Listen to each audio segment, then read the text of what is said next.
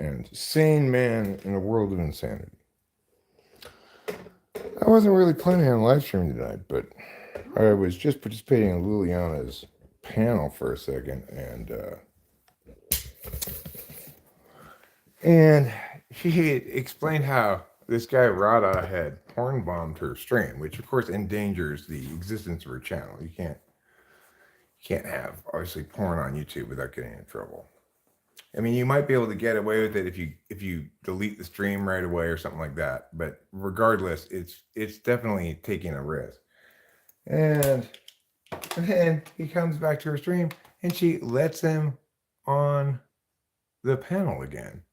I was just like, you've got to be kidding me.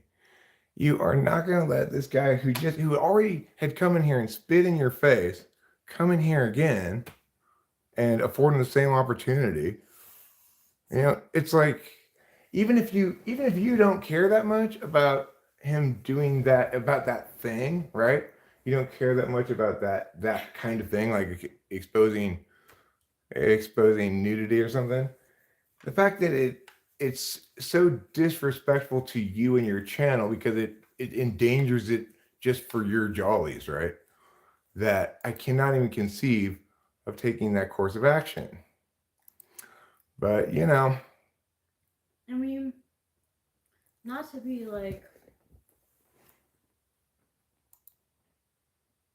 I don't know, not to be critical, but like I was like, no, like don't let him in. Like, how could you do? Like, I was like shocked. Like, and like I know she says that she doesn't like that lets that stuff bother her, and she wants people to show up like authentically. But I don't want to be. you've got to have a moderated environment. Ultimately, you know, you got to have you set the standards for what you think is okay for how for how for what qualifies as an acceptable way to treat other people, for example, right? So she's like, well, he's a troll, and let's talk about trolls and stuff. Okay, well, it sounds to me like you're just, making excuses for the domestic violence guy. Hmm. Oh, well, he doesn't mean it. He loves me. Like, oh, God, how horrible. I mean, I like the lady. I think she's a fine enough lady. I'd enjoy chatting with her, but the problem with panels in general is it doesn't afford enough space to have a real conversation. And the problem with that panel is she's not moderating it adequately to keep to promote at least uh, not openly disrespectful discourse among the participants. You ultimately got to moderate that shit. How can you find this channel? Liliana. It's just titled Liliana, Liliana. Mm-hmm. And if you search for it on YouTube, I imagine you can find it. Hi, Hi, Cameron. Cam. How you doing? And hello, Retina Zer. There in the trees. Where in the trees? You're about to bust. Well, good for you. Get a paper towel ready. I've had so much guacamole. So much guacamole. Good for you, Cameron. Did you just eat it with a spoon or did you have chips with it too? Oh, it it's frustrating to me to even like watch that environment unfold because as soon as like you start to have a conversation about something, she'll let somebody in and then they'll just completely jump right in and just talk blah, blah, blah, blah, blah, blah, blah. And you're just like, oh, wait a second, what's going on here? The only people who can actually talk are people who have no respect for the discursive process. Do you know who was France's first emperor? Um, I'm going to actually say Napoleon because the other ones weren't emperors. That's what I'm gonna say too. I bet on the A's making the playoffs and lost all my money. Well, Leroy Curtis, I guess next year you won't listen to me.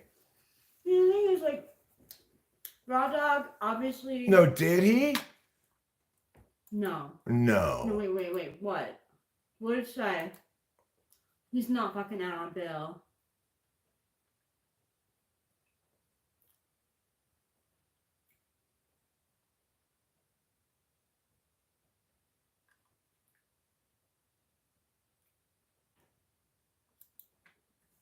Let me see.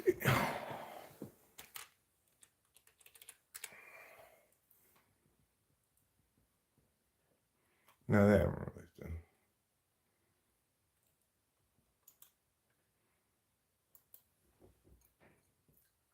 No.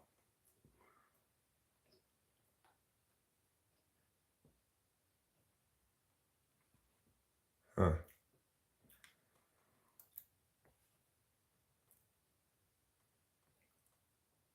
No, did not happen. Trump 2024. Coco Creamer, in case you didn't know, election day has come and gone, and Trump already won that. It was Napoleon. He came back from Egypt and took France by a coup and then became emperor. We were right. That was good guessing by us. That was.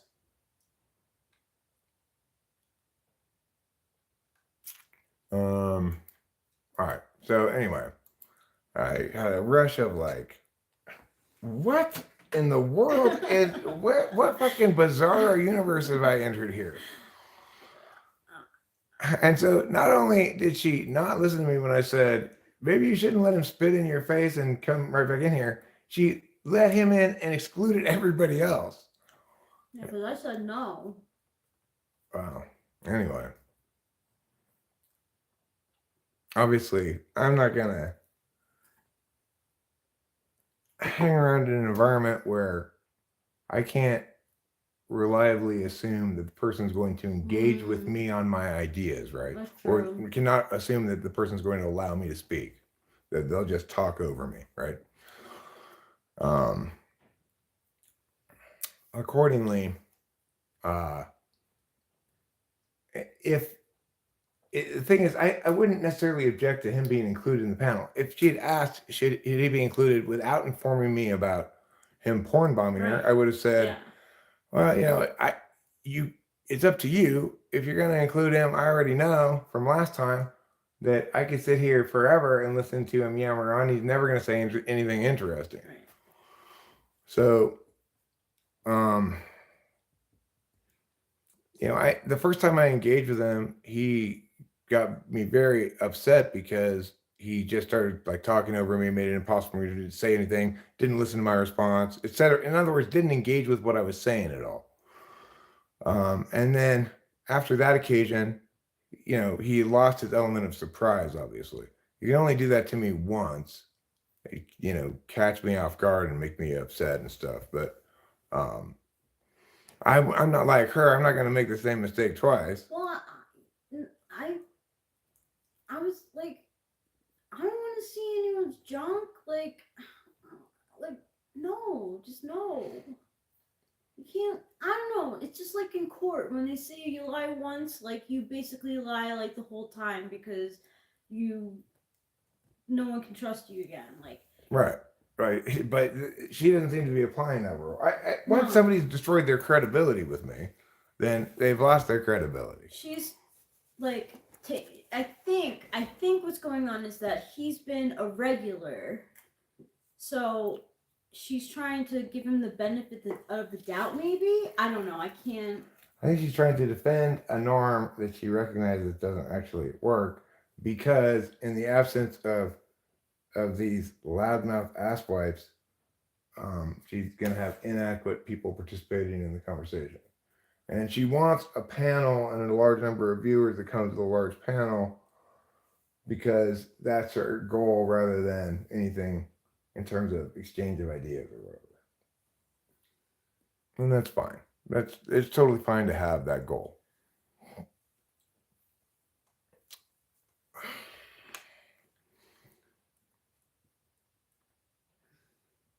Leon, you have to be more original than that, okay? Don't be the least original person ever. I don't think she's an ISFP.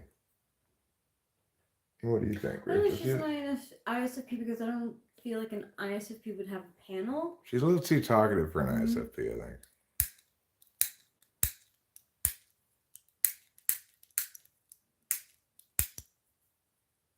Regardless, I've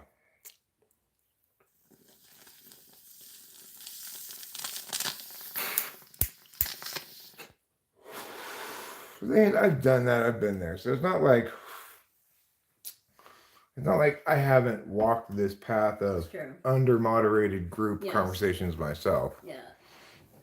That's I happened. have learned from the failure of it in the past. But from a perspective of getting a good number of viewers as well as people participating in the panel, a panel thing seems to be pretty effective. Like she has more viewers watching hers by at least threefold, I'd say. She had about 30 when I left, than I have here. And it's despite the fact that I find that kind of content unwatchable, and despite the fact that she's only got 250 subs. So there's good reason to choose that model, but I just couldn't tolerate participating in it. Even if I were the moderator of the panel, I'd have trouble enduring the process because, in general, I'm only going to be interested if people are saying good, intelligent, interesting, observant things. If their jokes are actually funny, if their ideas are actually insightful, etc. So you've got to be a little bit elitist, not kind of egalitarian panel approach if you want to attain stuff that for me validates as worthwhile content. I guess a lot of people are just down for the drama or whatever. Maybe. Yeah, and I guess it's wrong of me to say that that's inherently worse or something, but I don't know. I don't quite understand how people do watch that content. Well, the thing is, with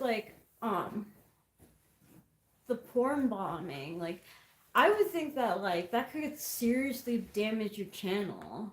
Yeah, it can, for sure. I ended up having a channel deleted, the raw channel deleted, not because of that, but because this lady dropped, instead of porn, it was copyrighted video. Oh, so it's that She kept easy. dropping. She kept dropping them. I didn't have a good way to. I just wasn't dealing with it well. Eventually, and then they kind of shifted their policies to make themselves more copyright focused. And hi, Mr. B. Allen fan, no sage. Are you the one who left the? Are you the one who left the comment on the short? I think it had the word sage in it. What am I looking for? Oh yes, that's right. My face. Got this. I'm going to go outside. I'm going to put on my wool, put on my hide. There we go. Excellent times, excellent ways. So obviously, it's a lot easier to moderate an environment that has just chat as the other people, plus Rachel, obviously, but than it is to moderate an environment with multiple different parties talking, presumably maybe about one subject, maybe not. They're often ranging without any kind of structure. It's pretty difficult, but it's comparatively much simpler to deal with only chatters because they don't encroach upon the audio space.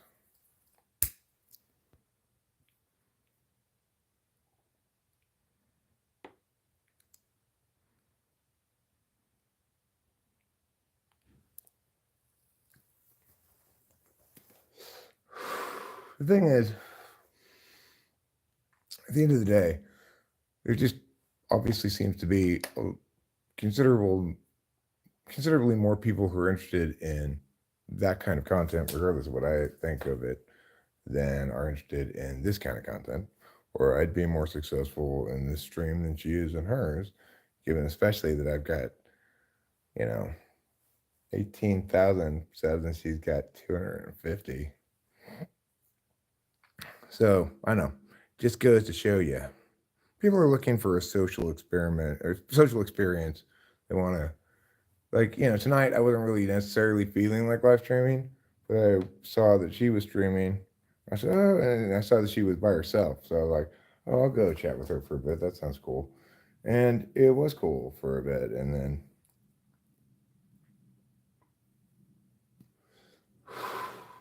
it's like, I may be quite extroverted, I may be quite talkative, but I'm so much more socially aware and graceful in managing how much I talk when other people are around than these asswipes.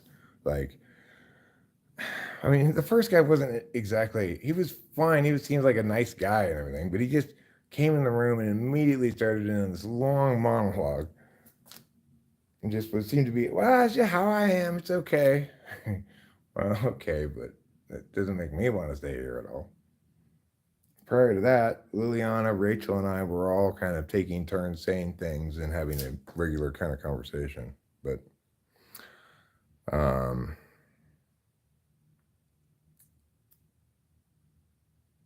you like my cat? I've got two cats. They're both good cats, I guess. I mean, one of them's a good cat. One of them's a memorable cat, but a bad cat, but also a very lovable cat.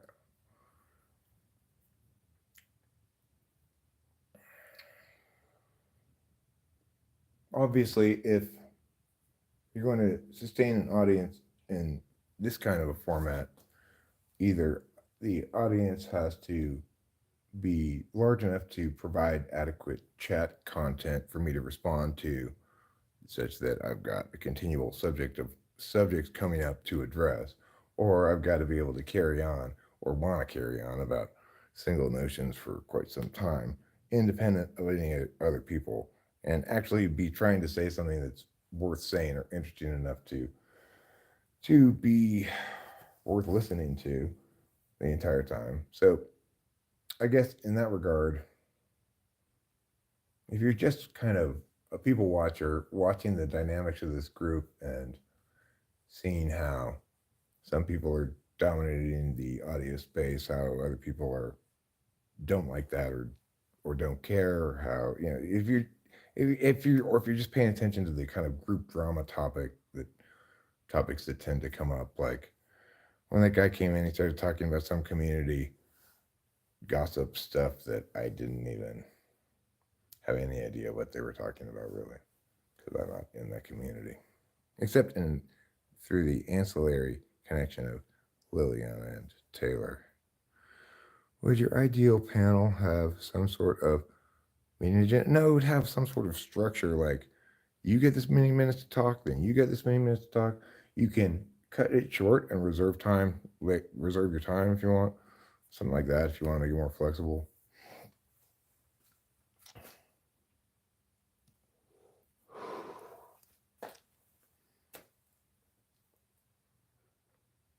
A big hello, Eric and Rachel, from your capybara friend. A big hello back from Eric, at least, and I'm sure Rachel inside is also issuing her largest hello.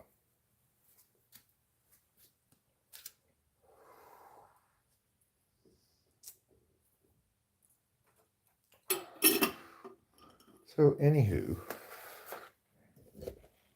that was enough to get me feeling a little riled up into wanting to stream, but I'm not necessarily sure how I should talk about it. We'll see what's going on in the chat. And who knows, maybe I'll twiddle on the guitar for a little while. I've been known to twiddle.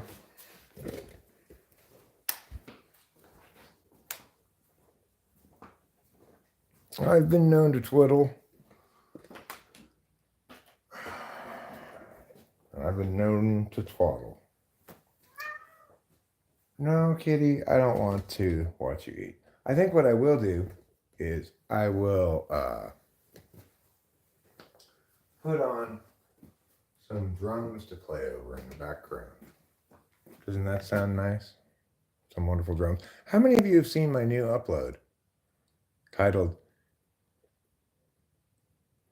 what is it? This is amazing. That was titled? I think it's titled This is Amazing. Might be It's Amazing.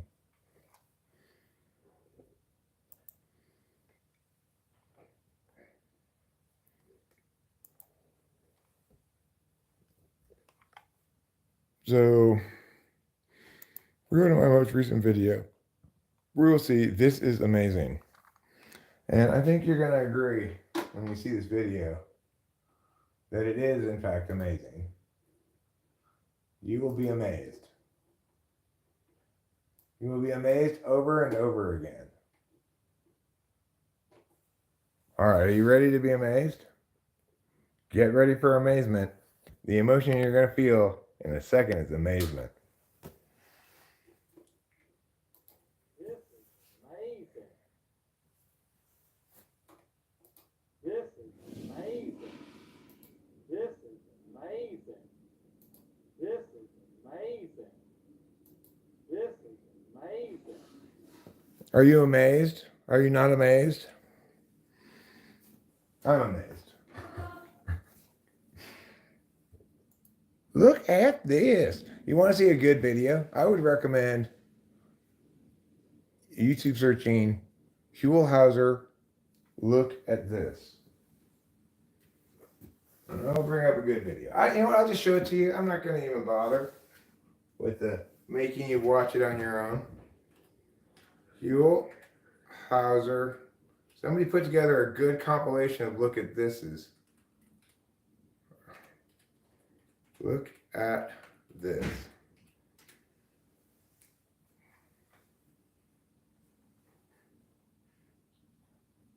This is one I got it from. And listen to this.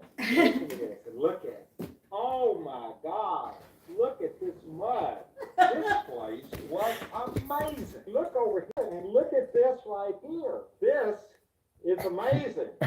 They are absolutely amazing. Oh my gosh, look. Look over here. Look at this. Oh, this is amazing. These little things. Look at them. They're all over the place. Look at this. And look at this. Look at the bubbles. Look at this. Look at the designs. This is absolutely beautiful. Look at this. Look at this design here, Louis. This is absolutely beautiful. It's all love. Look at this. Oh, look. Look at this pool right here. Oh, I really liked it. Oh, look. Good job, Ted Roddy, for making this video. Oh, look at this. Oh, Look at this. Look over here, Louis. This is amazing. Look at this. And listen to this and look at it for a minute. What a great video. What an amazing video. Look at this video. Isn't it amazing? Wow. Huell Hauser, you really didn't have a lot of things to say. So you just directed people to look at things. Well, usually this. So I tried to send my video, a video of mine, to one of those like amazing caught on camera compilation video channels.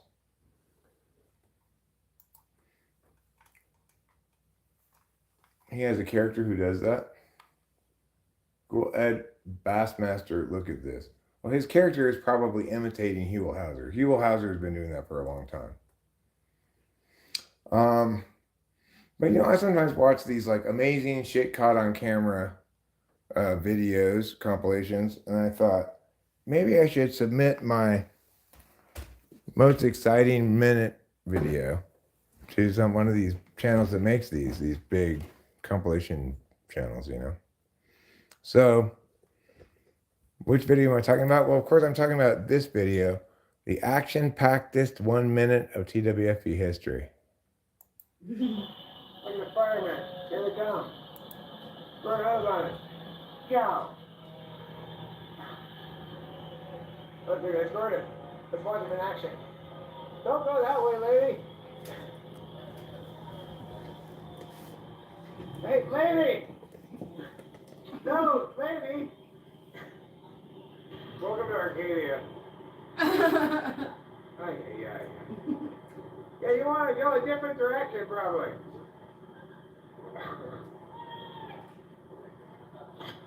Oh, it's probably making sparks. Look. I don't know what's going. Oh, I'm gonna get out of the way too. This is more exciting than I thought it was gonna be. You guys should squirt it. Oh! You guys should go and squirt it with the hose. Pretty exciting, huh? Pretty exciting. A lot of stuff went on in that video, right? It's like, first there's a fire, then I should have controlled how you respond, Eric. Why? What? Why? Well. She was going into a fire. I was trying to tell her, they're not going to be happy if you go that way. If you look at the long version of the video, which includes the whole thing, when I get there first, and then the cops get there and tell me to move back. So I already know they're not going to let her go down there. They didn't let me. They didn't let me be down there. I mean, she was walking into a burning car. Like. Yes, we're going to sing some songs right now, actually. I'm going to put on some drums and pretend that my name was Little Drummer Boy.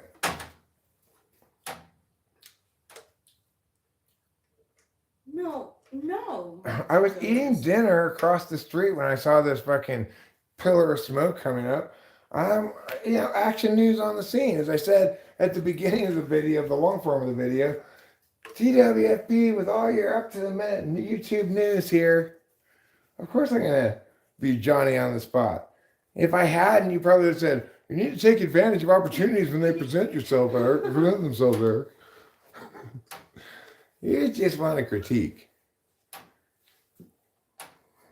I need to be more polite when warning a woman walking into a fire. Oh, right, drums.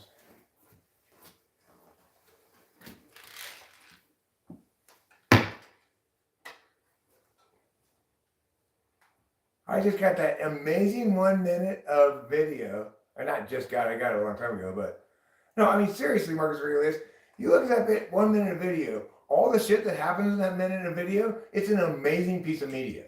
Just independent of me, right? And you think that it's a good idea to critique my having ran down there and filmed for 8 minutes, you know? I mean, you've got to be fucking kidding me. I don't want you to stop sharing your opinions, but I'm going to call bullshit when bullshit ought to be called, as it ought to be called here, right? Facts. Okay, now.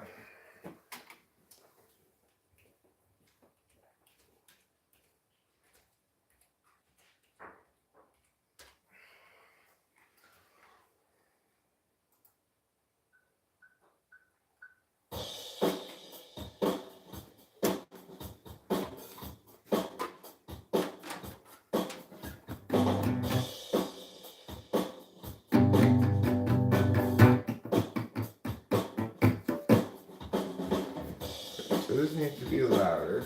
So what I'm going to do is I'm going to put it on these speakers instead.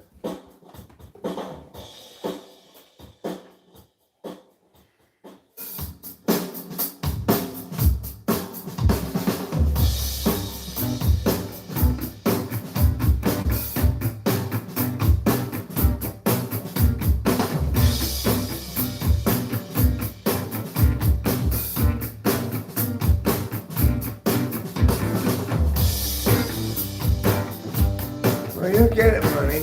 Marcus Aurelius' house is in order. That's why he had time to tell me to get mine in order.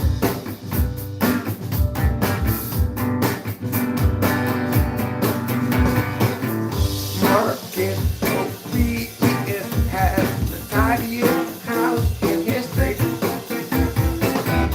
He can throw stones because his house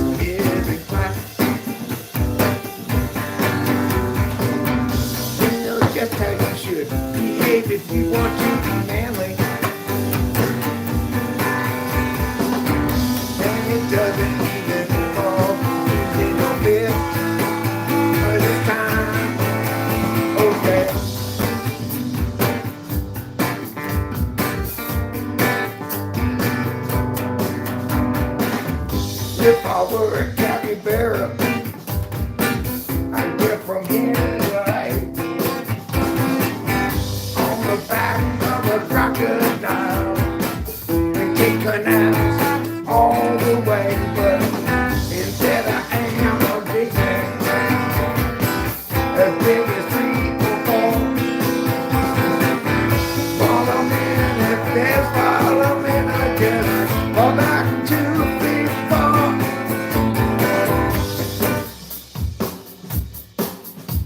All right, that was fun.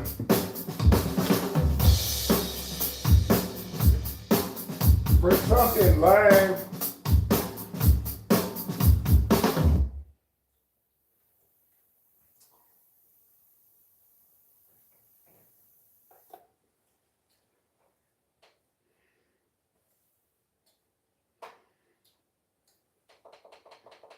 Okay. We're back. We're back from our musical interlude. Rachel, anything exciting happened during the musical interlude? No, everything that was exciting was happening with you. Okay, cool. I can't, unfortunately, on my phone, there's no, like, I can't push the link to get to the quiz. Oh, you want to click it here?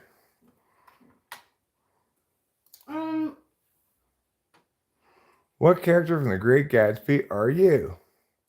It's Friday night. What are you doing? Oh, Throwing a please. party, reading a book, cooking, playing sports, or just spending the night at home? Just spending the night at home. I agree. What would your ideal house look like? See, but the thing is that with this quiz, I know if you say a new extravagant mansion, you're gonna be Gatsby. We'll pick this one, right? Yeah. You'd call our house a smaller, more private house. Mm-hmm. What's your favorite color? Green. If you were a dog, which breed would you be? Pug. Oh, I love Husky, so I think I'd be a pug. I agree. What's your drink of choice? Champagne, tea, water, whiskey, anything with alcohol. Tea. We should at least have coffee there. Yeah, I know. What's your ideal vacation? I'd like to stay home. Likewise. How would your friends describe you? Playful, loyal, whimsical, naive, hopeless, romantic? I don't know out of those things. No. Probably one of these two. Yeah, they. Depending on if you're talking about No. me, they might say you're romantic. You want this one? Yeah, I think currently people would say that I'm a hopeless and romantic. Oh, I'm Jay Gatsby. Oh, you're Leo DiCaprio. No. You're Jay Gatsby, huh? What if you change this one to naive? Oh, you can't just go back and do that. You cheater quiz. What did you get? Winston's mom, did you take the quiz? Even if you burst with indignation, they will still carry on regardless. Some Roman emperor. Did you hear my joke that I came up with the other day, yesterday or something? It's why did the vampire get a sex change operation? Because he lives in Transylvania. Oh, that was a pretty good joke. It is. For a dad joke, you know. It is. Nick Carraway, you're a very reliable and kind-hearted person. You're innocent and nervous. See, that they believe the unreliable narrator's self-depiction. Mm-hmm. Having read the book, I love to turn you on. No, 16 personalities is definitely wrong. I mean... Gatsby's not an INTJ and Nick's not an ESTJ. Yeah, can you see... You know enough about that. I know the book well enough to know. Yeah, to know. The narrators know. I think it's ISFJ. Yeah, that seems quite plausible. Can Rachel sing too? Sure. Are you willing to sing a song, one of our songs? Sure. Okay. Would you prefer to sing Cloudy Day, or would you like to sing Gregory, or would you like to sing something else? We can sing Gregory. Okay, let's do it. I wonder if we could find drums for the right. Yeah, this.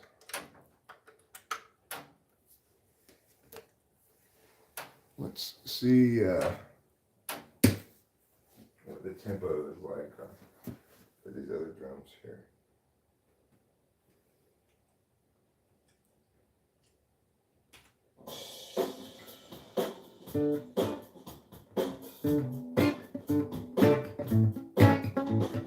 That's pretty good, I think, Yeah. tempo wise. Okay, let's put it on these speakers. We'll turn it down a little bit. I'll turn this down. Phew.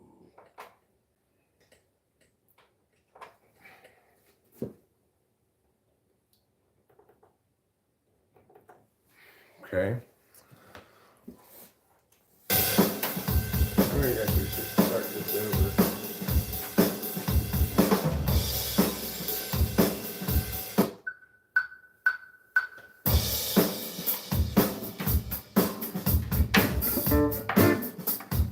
Here, let's switch sides.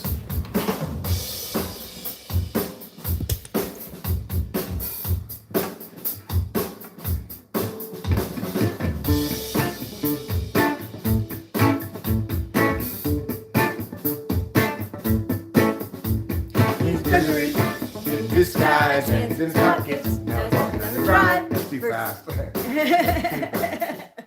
My bad. So let's put it at probably 100 instead of 120.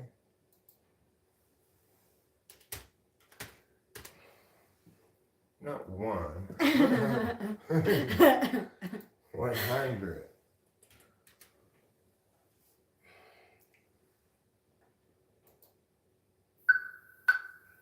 It's easy.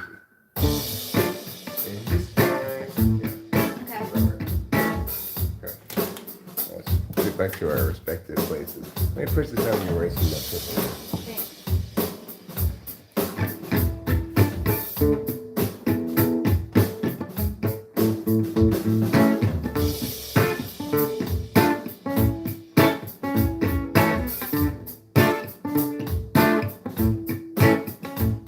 He's Gregory in disguise, hands in his pockets. Now he's walking down the drive. Over his eyes, he doesn't want you guys to realize that he's Gregory in disguise, hands in his pockets. Now he's walking down the drive. Over his eyes, he doesn't want you guys to realize that He's Gregory in disguise. He hates the lies. Wants to confront the man. Always telling lies. But every time he tries, they only run and hide. Agrees to die. the chance to yell at them. Which brings a new approach. Sneakily, he'll try to encroach upon the guilty and try to get the chance to yell at them. He's Gregory in disguise, hands in his pockets. Now he's walking down the drive. Over his eyes, he doesn't want you guys to realize that he's Gregory in disguise, hands in his pockets. Now he's walking down the drive. Over his eyes, he doesn't want you guys to realize that he's Gregory in disguise.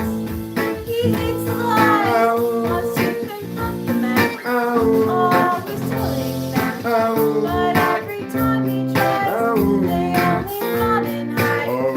Again he is denied the chance to yell at them. Because he's Gregory in disguise. Well, that drum didn't work out very well because I didn't start at the right spot or something. I got off a shred there. So, unfortunately, that didn't work out very well. But you want to try to do Cloudy Day without any drums? Sure.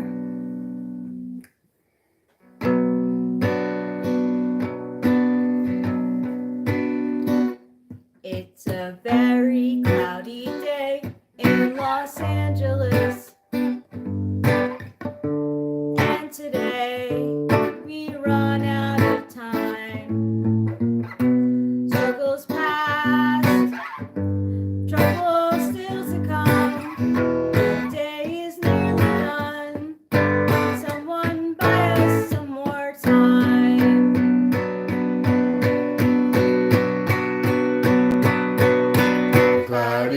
day in Los Angeles, cloudy day in LA. I'm no sort of evangelist, but I have something to say. Life can strangely be forgiving to those who stay awake all night, and mostly voices say to give in. They'll try to sap your will to fight. But whether I'm supposed to be here or to be soon forgotten, noise is sort of based on what I see here and also on what I avoid. It's a very rainy day in Los Angeles, and today we hope for more time. Struggles past, trouble still to come. The day is nearly done. Someone buy us some more time.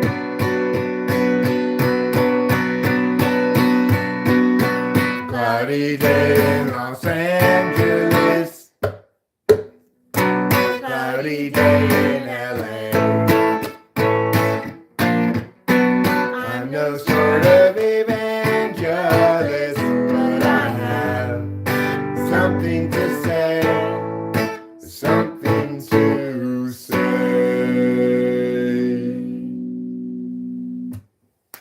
Good job. Nice job. Thank you.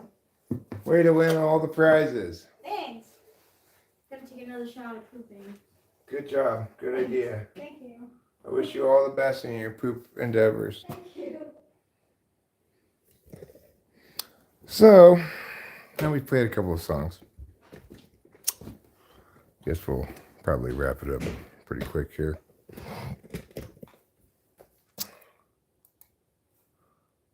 Thanks, Danny Custer.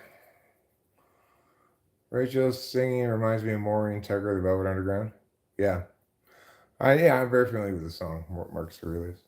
So if you close the door, the night could last forever, and keep the sun shining, and say goodbye to never. All the people are laughing and they're having such fun. I wish it could happen to me. So if you close the door, we're never gonna see the day again. So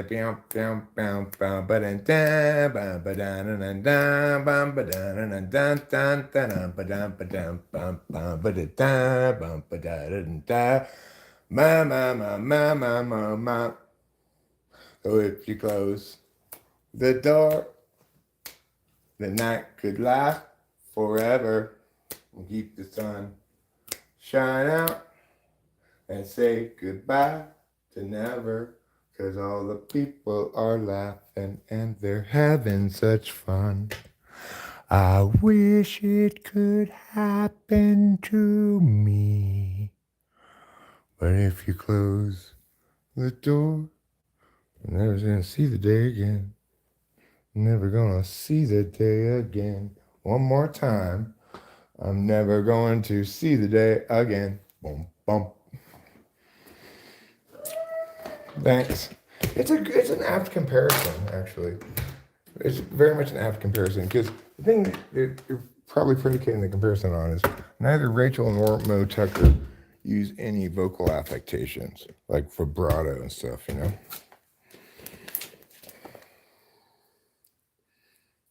They're not singers, so they're not a ton of dynamics. They're not getting louder and softer a lot of the time. And additionally, they don't use any kind of those vocal affectations. Like Rachel's not trying to do like a 1920s voice when she's singing, like, you know, some people might want to try to do that kind of stuff.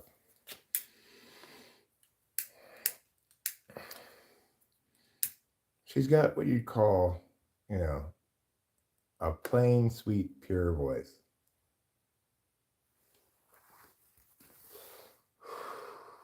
Sounds like it's very agreeable kind of singing because it just sounds like someone singing something honestly.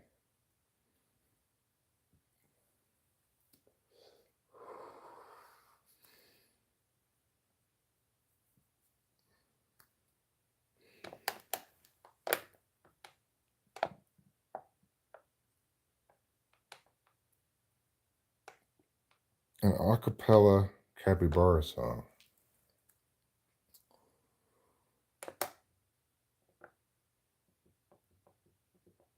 I mean, I do have a cheer for you. Capybara, capybara, hey, hey, hey. There you go.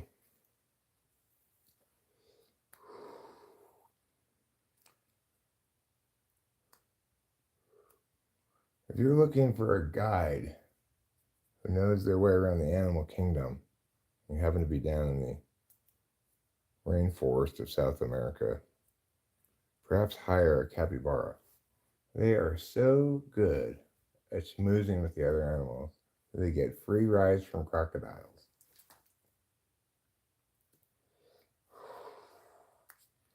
That's impressive. That's a smooth talking rodent right there. Hey everybody, why don't you come on in and sit down, smoke a bowl. We're the capybaras. I'm Steve, this is Emily. These are our two kids, Doug and Felipa. Thanks, Danny.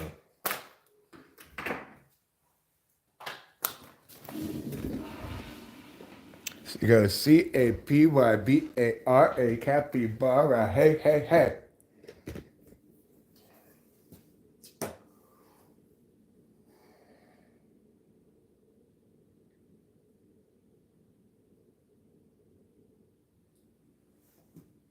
So I imagine some lyrics being like, I walk miles like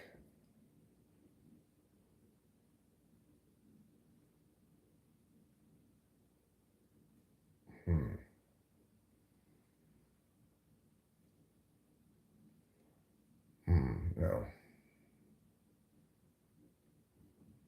It says something like,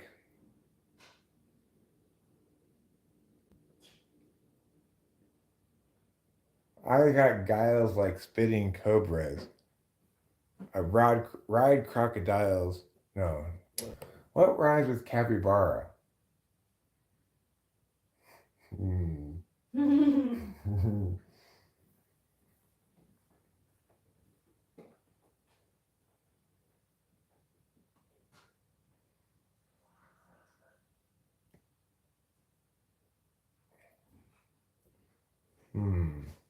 I don't know. I think it's a good idea to have in a rap song, a rapper rhyme something with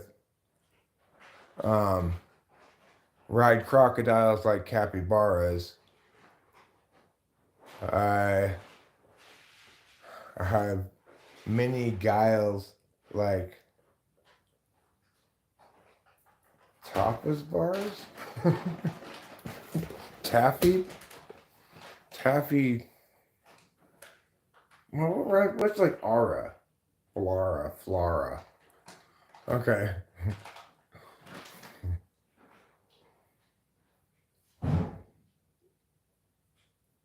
I ride crocodiles like capybaras, and then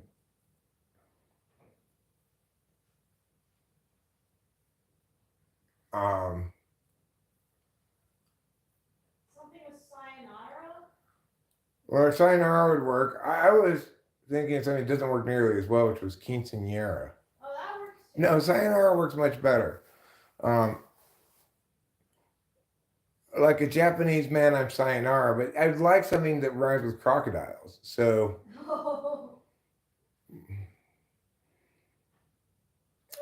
ride crocodiles like capybaras. ride for miles till sayonara's, possibly.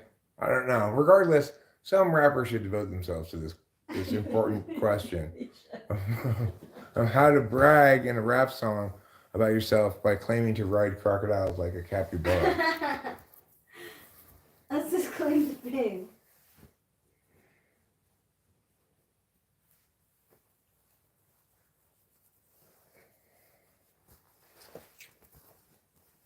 And then they have the music video, like they have the rapper like this on some CGI crocodiles with some reins, riding down the Amazon River. I like that. The same people who made Kim Kardashian and Kanye West's video could make the video for this rap song. Yes. Thanks. I got them from the internet, Danny. Anna Ferreira. Who's Anna Ferreira? I'm sure it's not pronounced like that, but that's how I'm pronouncing it. Anna Ferreira. Search Google. I don't know who this is.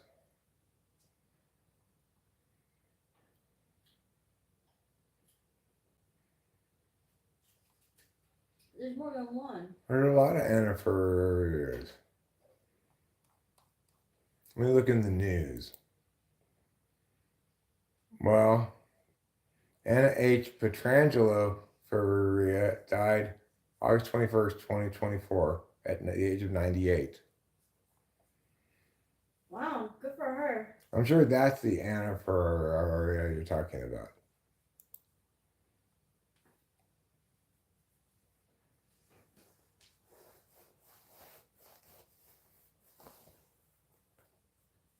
Well,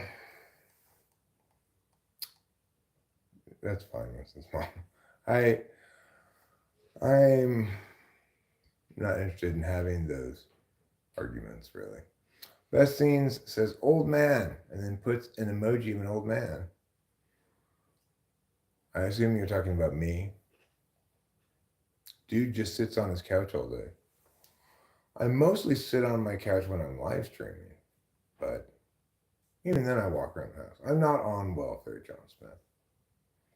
Nor am I making a living off of YouTube, so whatever your critique might be, you're wrong. And also, fuck off. Oh. You can see why I'm single. This is my wife right there. Hi. Dumbass.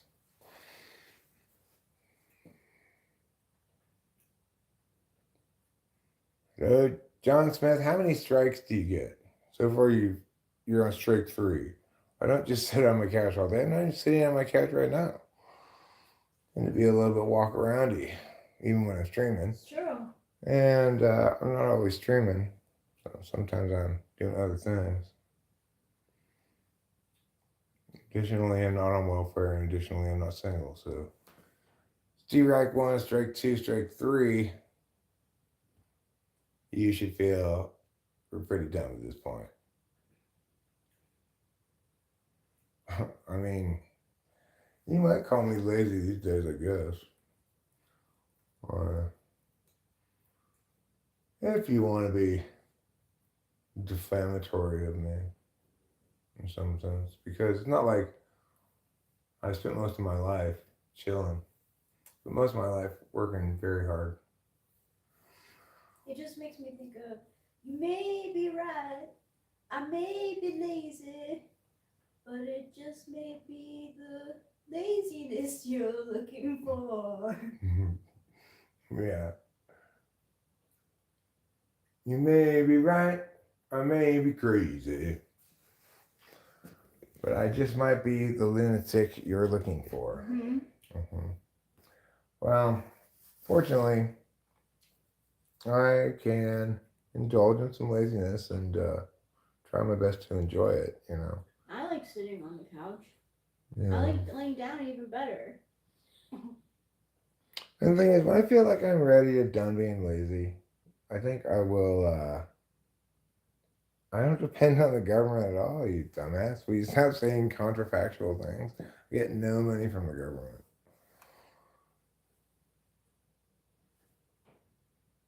Well, I'm not giving me my money. You mean, yes, I did. Because they decided they were going to keep my share of the money until the end of the year while keeping their share of the money the whole time, right? It's like, no, you fucktards. We don't know if you're going to be reliable the rest. Like, I don't know if you're going to be reliable the rest of the year. It doesn't mean you don't have to give me my money. Like, you're taking your cut of my total tuition, and then you won't give me my much larger cut of the total tuition. What the hell? So yeah, obviously I had to shame them into paying me. Shame and yell at them into paying me. Yeah, it was your duty. And I succeeded. Good for you. Yeah. Like I was trying to rip off. I wasn't trying to rip off any Chinese people. They weren't trying to rip me off either. They were just trying to be like, we're gonna hold your money till the end of the school year. And it's like, the fuck you are. It's like I brought my school and said, hey, I'd like to run classes here at your classrooms. With this deal, I think it was like 70-30 or something. I was getting 70. And then they wanted to keep 100% of the money until the end of the school year after my parents had all paid tuition. Like, no. Obviously, I need that money for operating costs, among other things, but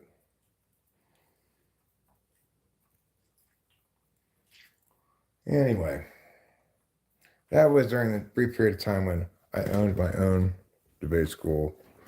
That was, I will admit, a little bit too many hats for me to wear. I could be a great debate coach. I could even be a great debate school director, but adding the business part of it was a little more than I was ready for.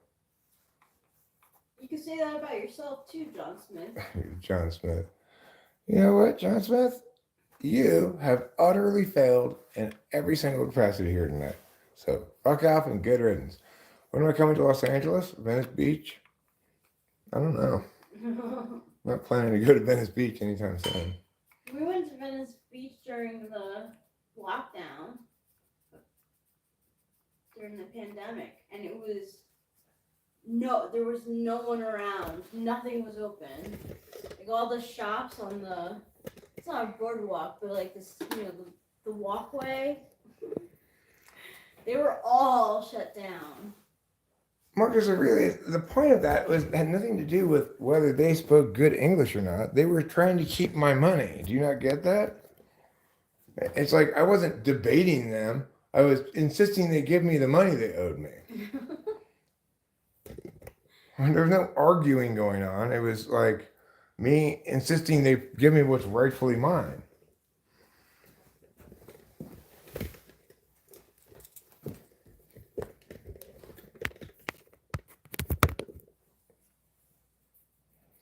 I was understandably upset.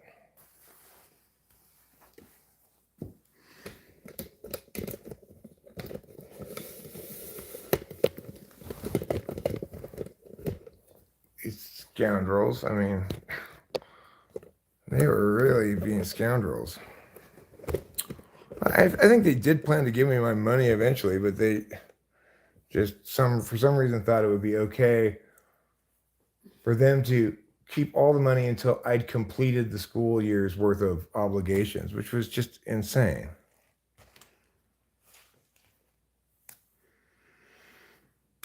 Why don't I keep their share of the money until they completed the school year's obligations?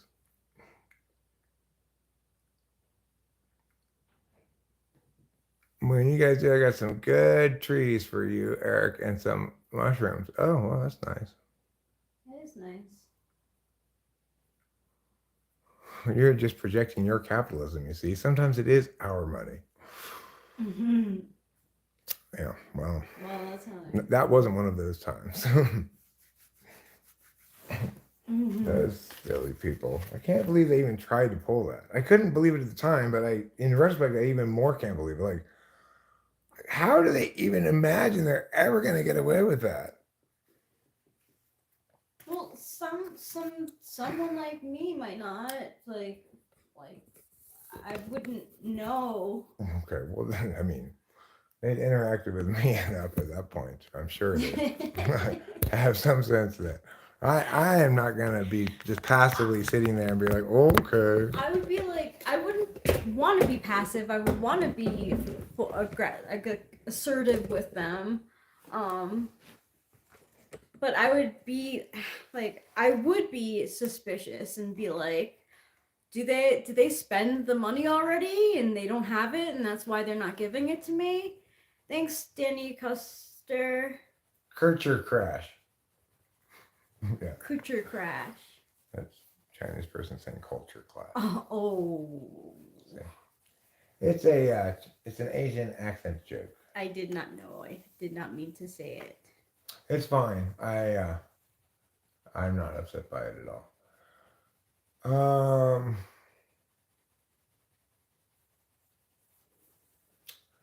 So anyway, what's going on today? I'm done venting about Liliana's panel and panels in general. I get that people want to watch what they want to watch and want to do what they want to do, but that's not a good way to talk about something. It's difficult because like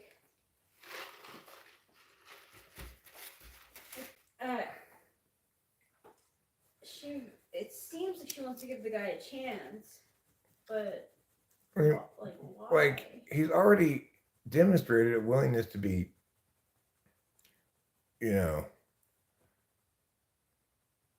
incredibly disrespectful. Like, yeah, he doesn't respect her. I would expect he polices his own space a little bit better than she polices hers, right? But people these days are pretty sensitive. Who's sensitive about what? The Cowboys got hammered again today, did they?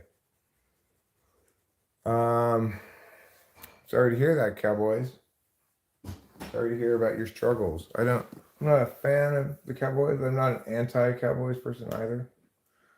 They always have high hopes and they always kind of suck. Cowboys? Yeah. It's been a while, right? Since they've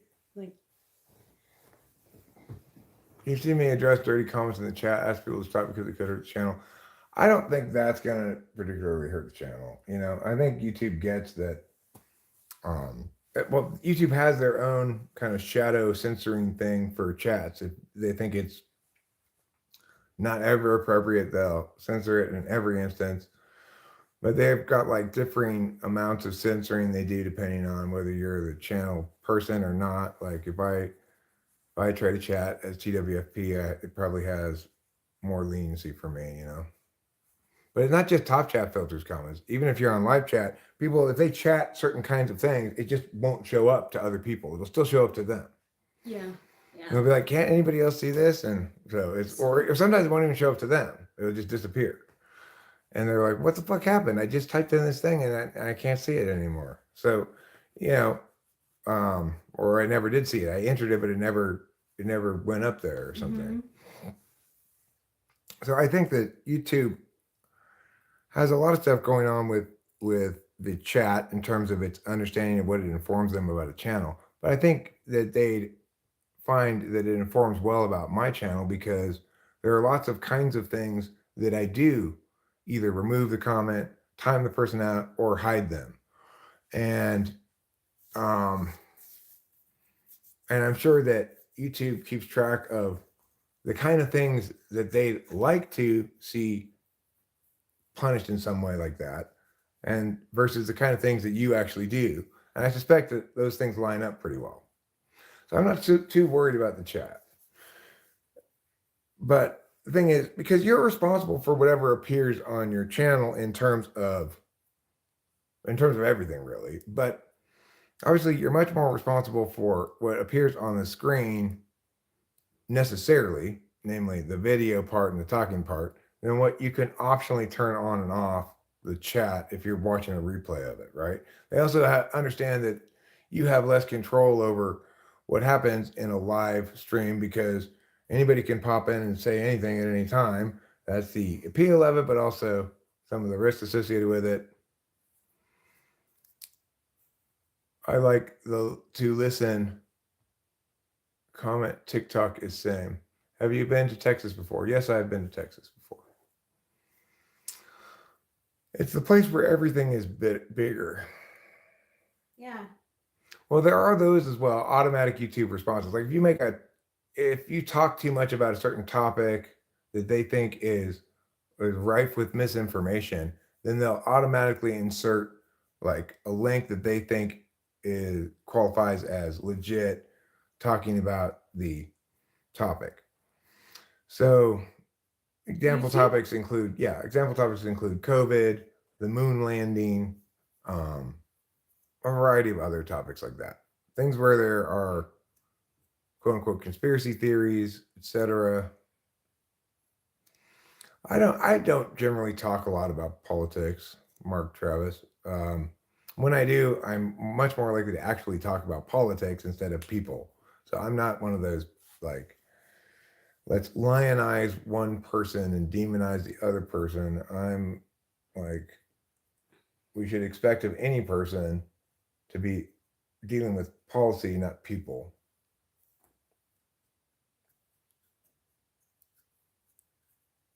That's good, Danny Custer. I'm glad to hear that.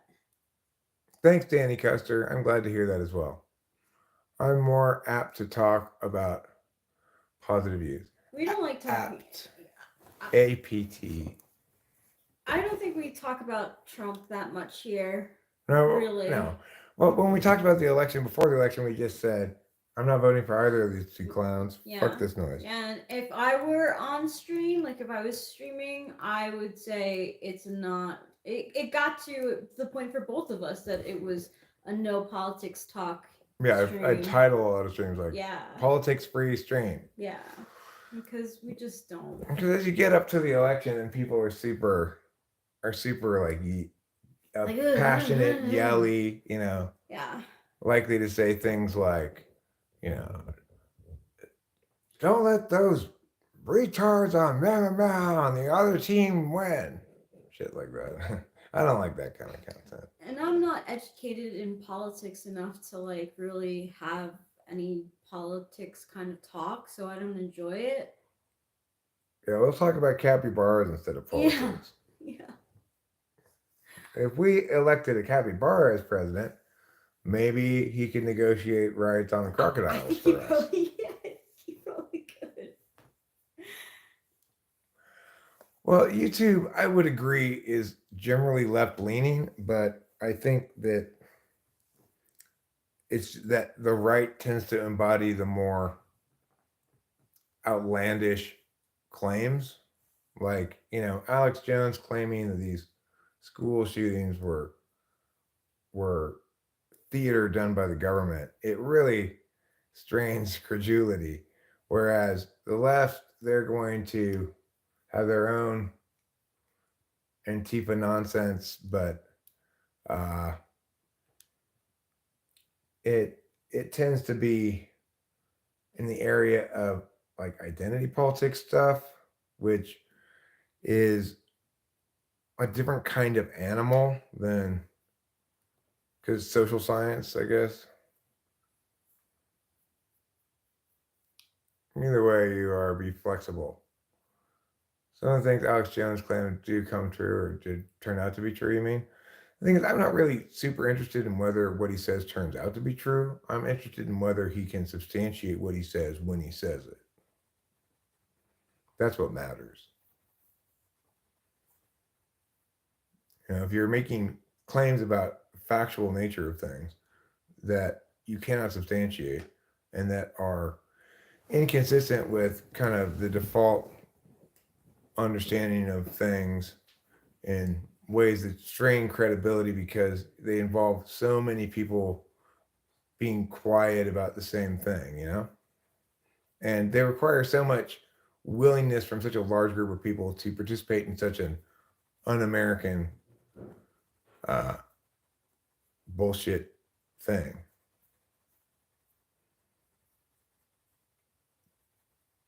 So it is the case that YouTube leans left. And it's also the case that I've never been censored on YouTube. I mean, occasionally I'd get a video that like gets mad in some way, either like limited monetization or something else. If I wasn't really in the wrong and I appealed it, I always won those appeals.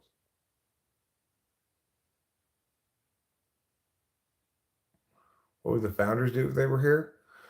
I mean, I think they'd respect the ownership rights of YouTube to moderate their forum as they see fit. I don't think they'd understand it as immediately as the public space.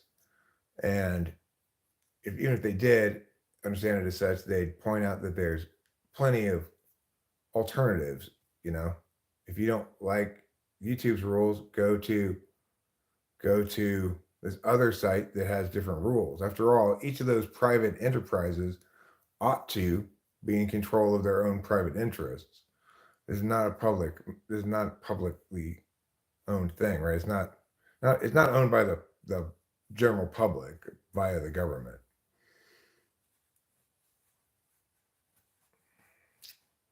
And the First Amendment, the problem, what the founders would be appalled by is the notion that the fact that a virus was going around was sufficient to eliminate First Amendment protections on freedom of assembly.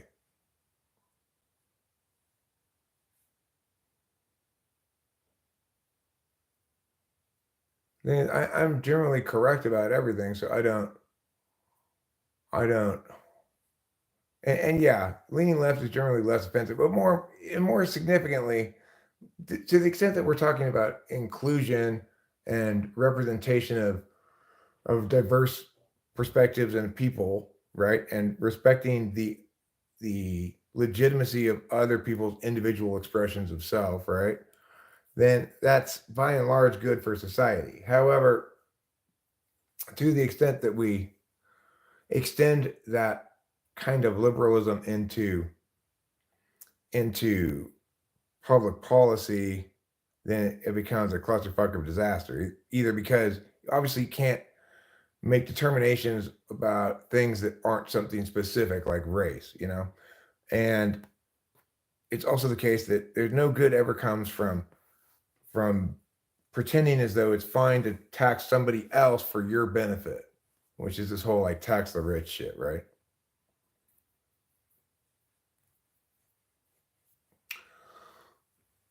Well, they might not like those things, Mark Travis, but they would agree that it's constitutionally within the purview of the federal government. That's why Congress has expressly the enumerated power of minting.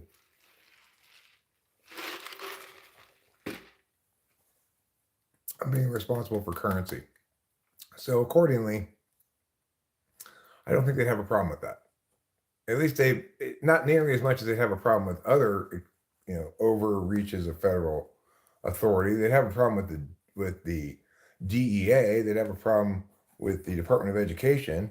They might even have a problem with the Environmental Protection Agency. I mean, they should have an equivalent problem with it, except at least with the EPA, you can claim their interstate consequences.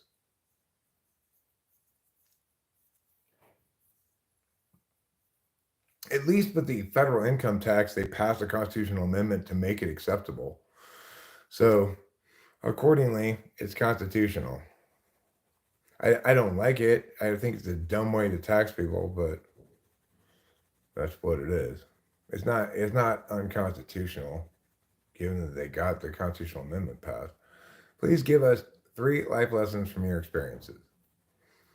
Number 1, be careful. This is just from but things, that I would like to go back and tell myself when I was younger, I guess, is be careful, both of yourself and of others. You will end up later in life regretting most of all instances where you cause harm to some other person, emotional, or physical or anything like that, right? So, um,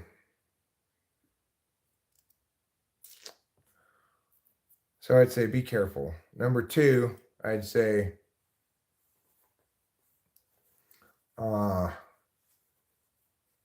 understand how different circumstances require different kinds of attention, and that you're not inherently equally good at all kinds of attention. Nobody is. So it's like basically understand where your strengths and weaknesses are. And then the third thing I would say,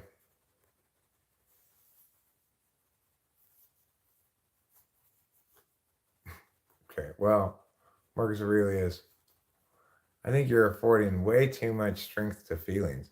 It doesn't matter what I feel. If my arm's been chopped off, I have in fact been harmed. It doesn't matter if I choose not to get my arm chopped off. If a crazy person wielding a machete runs up and chops my arm off, I've been harmed by that person. My feelings don't enter into the matter. We can determine I've been harmed because that person's incurred both criminal and civil liability by chopping off my arm. Criminal for the crime of mayhem, and civil, obviously, for all the harm they did to me. So that's how we know that's not true. Second Amendment, I mean, obviously, the Supreme Court has upheld the individual right to own a handgun, at least, and have it at their house. I think that the federal government has no business passing any kind of firearm legislation because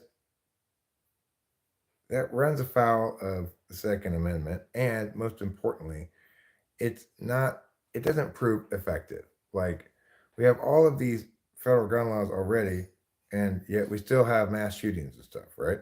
So why do we have any reason to think that some new additional federal gun law is going to help at all?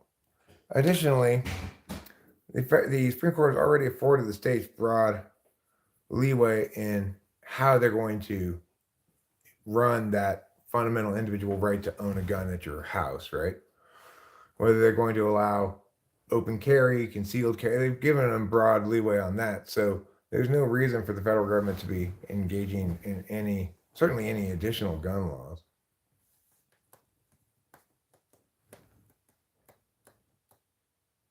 The best revenge is to not be the one who commits the injury. That's not revenge. If I didn't chop my own arm off, then that's not revenge at all. There's another point, mil-spec Chris, is criminals don't follow gun laws, but gun manufacturers do. And so that's typically where the gun laws are aimed.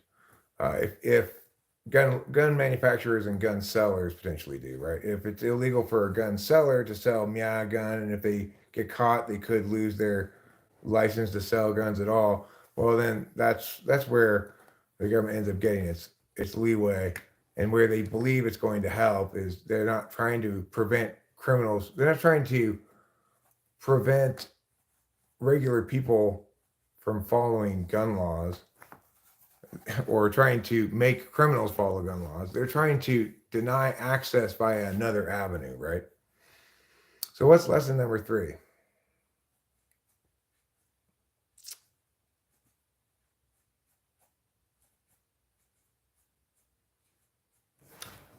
Time goes by fast, I guess. That's what John Lennon's famous quote is. Life goes pretty fast if you don't stop and Smell the look around. You might just miss it. Life moves fast. You know, when you're young, 10 years sounds like a long time. When you're old, when you're 53, it doesn't sound like a long time. You're like, I'll be 63 in 10 years.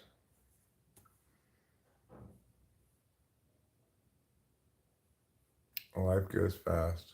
Yeah. The thing is, the way that thing plays out for me is, make sure you pay attention to the subjectivities while you can. Don't get so caught up in playing with whatever that you forget to check in on your loved ones and stuff. You'll be 60 next April. Cool. Life moves pretty fast. If you don't stop and look around once in a while, you can miss it. That's Ferris Bueller, not John But Lennon. he's quoting John John Lennon? Lennon in it. Yeah. Huh. Is he? I didn't know that. You could tell your 25-year-old self one thing, what would it be? Well, I mean, if I was going to tell myself something specific, it would be don't do whippets. Yeah, kids, don't do it. Don't do whippets. You could get neuropathy. It'll give you permanent nerve damage. Don't do nitrous oxide. Time is a river, a current, a violent, glimpsed once, and already carried past us, and another follows and is gone. It is good advice. Yeah, it is. I feel virtuous for giving the advice frequently enough because, you know, I didn't have any good reason to believe this connection until I did, right? Well, I always thought that it was just like an easy drug, like because I'm like, oh, like kids in high school, like we're doing whippets like all the time. It must just be like not that damaging, right? Right. But like I was beast moding it. Yeah. We were going big or going home. Yeah. My wife always asks me who I'm talking to online. Well, you can tell your wife that you're talking to Eric. And Eric says hi. Mark Travis's wife, Mrs. Travis, can I just say hello to you? Welcome to the internet. My name's Eric. This is my wife, Rachel. Hi. We're happy to have you here around the internet, Yes. even if just via your husband. I have a question. Why does advice have to sound all deep? I mean, I don't know if my advices sounded all deep or not. Did they? I mean, mine's not deep. I really do believe that you should not lock your knees when you're standing. Mhm. I honestly have to tell myself not to. Also, I catch myself doing it. It really messes up your balance and your knees, your legs. Just not good. I mean, It's kind of shallow. It's not. it's really a good single like practical piece of advice. Like don't do whippets is right. Yeah. Whereas like the advice that I had given before, which was be careful, know your strengths and weaknesses, and life moves fast or time goes by quickly. The first two don't sound deep to me. The third one really doesn't sound deep either, but it might be interpreted as deep. But, I mean, the thing is, those are different kinds of advice. They're both fine. My advice, don't do whippets, is a fine kind of advice to give. It's very specific. It's only going to apply to some people, and the rest of people, it's not going to apply to them at all because it's not going to do whippets either, right? Drink water. Again, that's going to apply to some people who have a problem of not drinking enough water, who've got kind of weakish SI, right? Yes, I don't drink enough water, period. However, I will say, and this is TMI for some people, but I will say, when I drink anything at all during the day, my pee still turns out clean, like so pale yellow. You would think that I'd be drinking water all day. Danny's got great advice. Love capybaras. It was a World Trigger, right, with the capybara. Yeah. We love that capybara. Capybara is great. Yeah. Tell cops I plead the fifth. You're not pleading anything when they pull you over. I would say in general, unless you've got a reason to be concerned that the cop's going to bust you, and even then, depending on what they're going to bust you for, you're generally maybe better off just being straightforward with them. I say absolutely 100% be straightforward. Do not lie. Do not lie. And even if you're questioning something that possibly happened to you in the past that you may have done that might be cleared even in another state, I still think you should tell the truth because tell what you think is the truth because that cop, after they look up your records and if they find something, they will make sure that they put you in handcuffs or give you a fine. Like, Yeah. that's it. You're done. They do not like being lied to. Yeah. Do I want to hear a couple of fun history facts? Sure. Varying levels of depth to life that the varying advices can address. The depth of the advice might match the depth of the subject of that advice. Right. Well, I mean, and the thing is, be careful is pretty bland, right? It's just saying, but what I'm really saying is, I know from in my own life, I have a tendency to be too reckless, not overly cautious. So, my advice from that perspective is be careful, because that's advice I wish I had attended to more than I perceive myself to have attended to it, right? So, and then when I say know your own strengths and weaknesses, um, I guess that stems from me perceiving myself as having, prior to cognitive functions, not understood that you can't force TI into an FI situation. You can't force NE into an SE situation.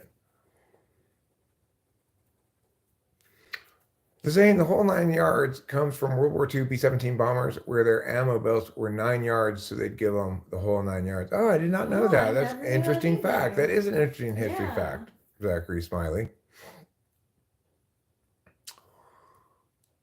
Um, the third piece of advice I gave, which was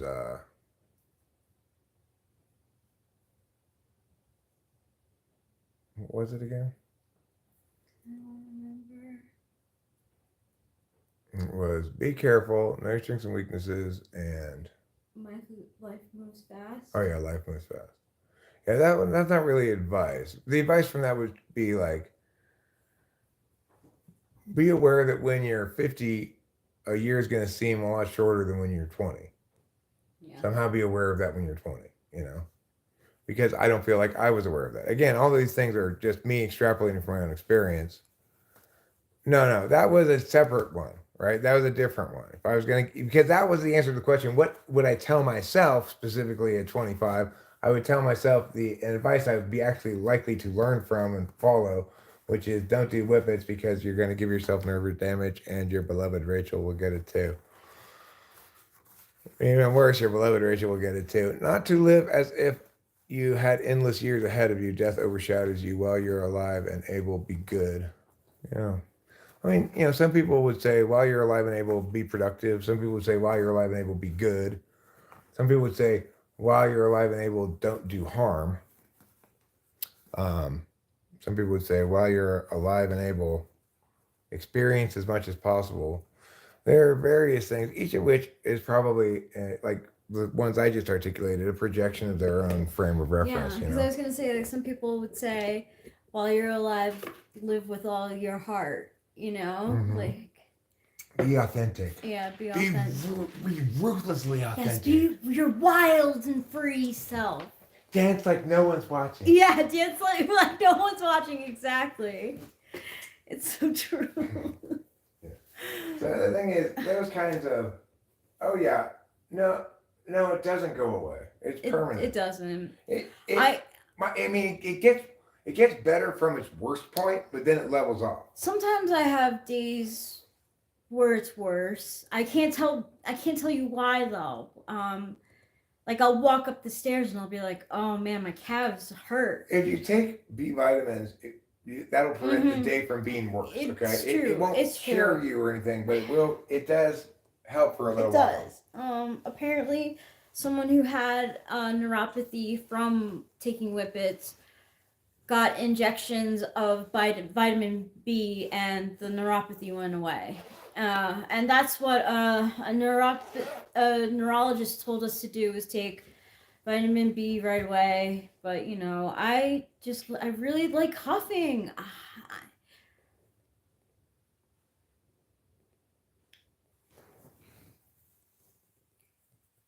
In the sea of woo-woo advice, like live, laugh, love, do you notice any trends with the advice you do end up following?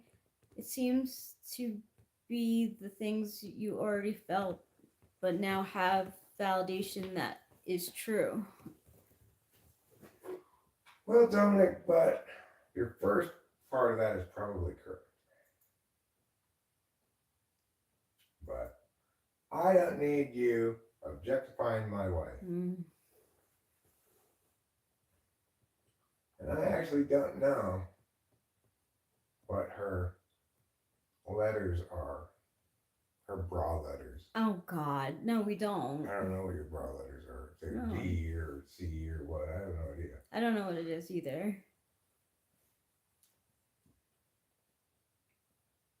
Yeah, whippets on mushrooms are freaking. Yes, it's great, right? It's like that's why you don't want to. That's why you like doing whippets so much, is because they're great while they're great. Okay, and Then they stop working after a while. They stopped working.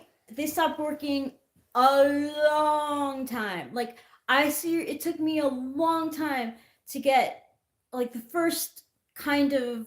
I was definitely chasing that high of that first time high. Like, whoa, my brain feels really fucked up, and time is like warped right now. Like, what is going on? Like that. That feeling I was chasing, but I hardly ever got that feeling when we were doing whippets as much as we were doing it. I really like huffing. I like that feeling of inhaling and it going to your head.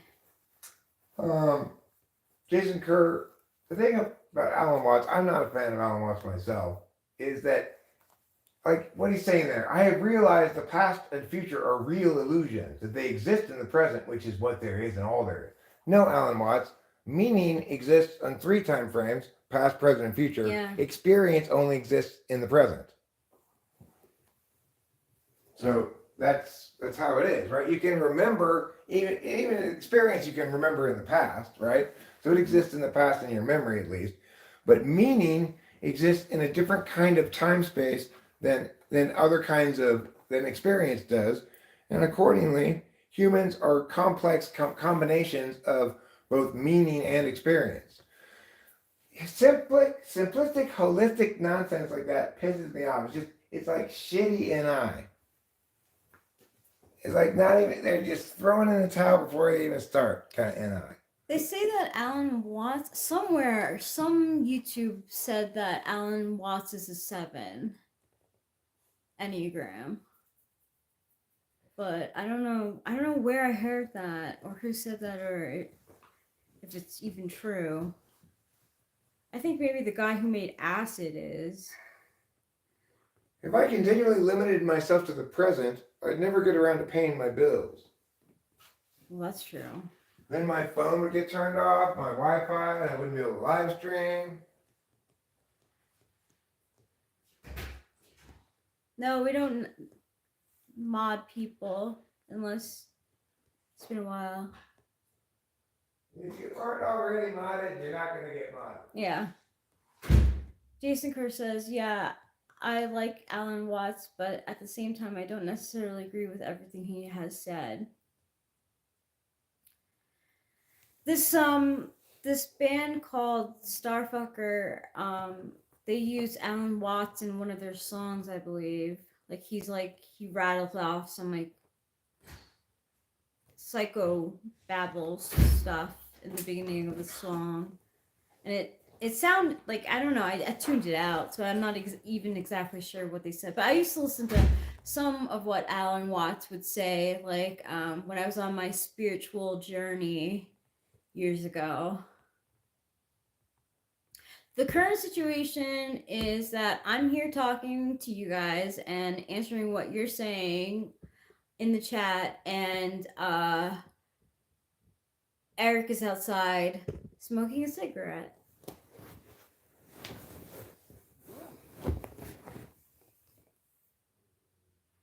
I was growing at the time, Bob, so I had so much shrooms I had to waste it.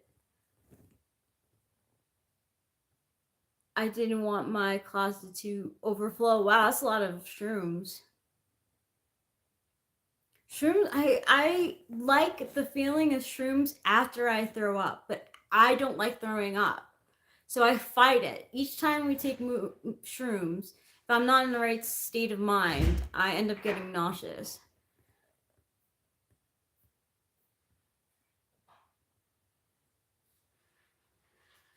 Alan Watson is a 5. I don't know what he is. Hey Jason Kerr, I've been good. How have you been?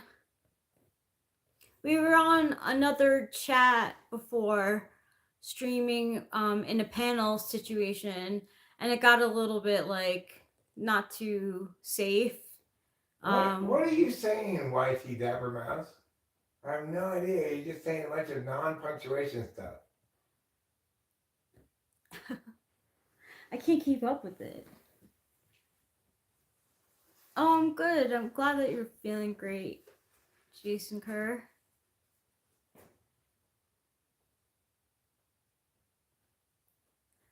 I've never had a breakthrough on DMT. I've had the room like go into squiggles, and I could see like patterns and shapes within my vision, but I never saw dancing elves. I never like had people talking to like visions of people talking and doing things. It was very much just like I would see a kaleidoscope of shapes.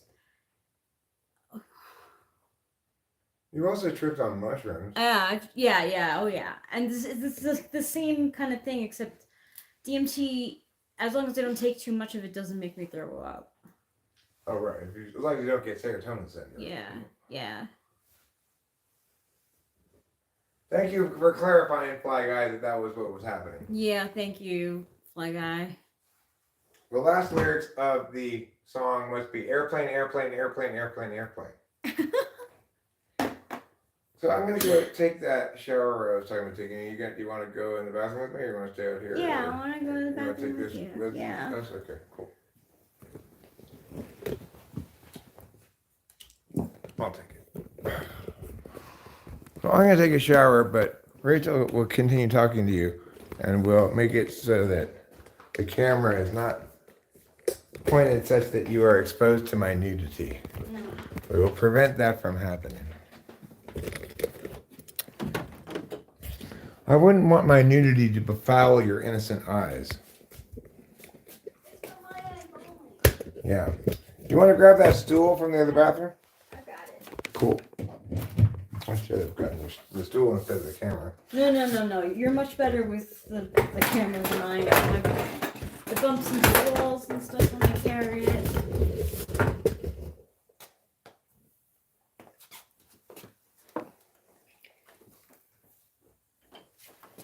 Right.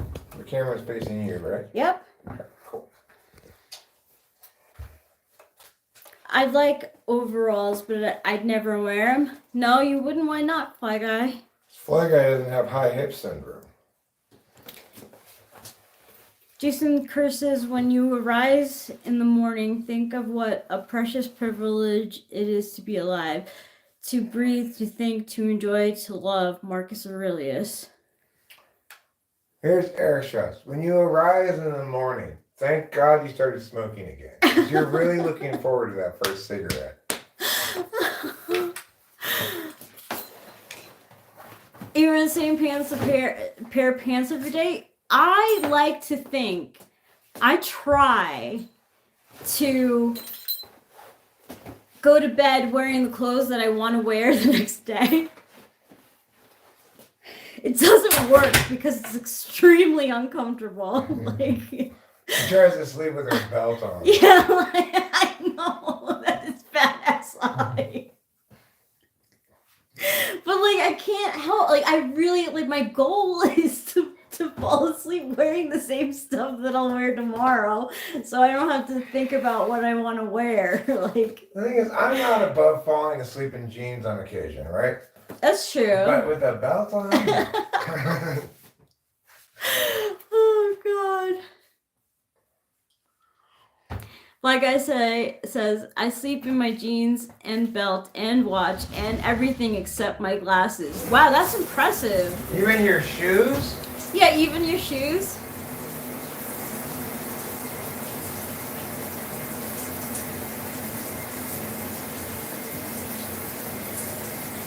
Do you want to know how to get closer to God?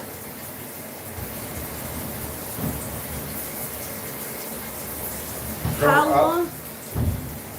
You do with your shoes? Carrot yells at you and undresses you? How do you do with your shoes? That's by ignoring it. Oh, yeah, I guess, yeah.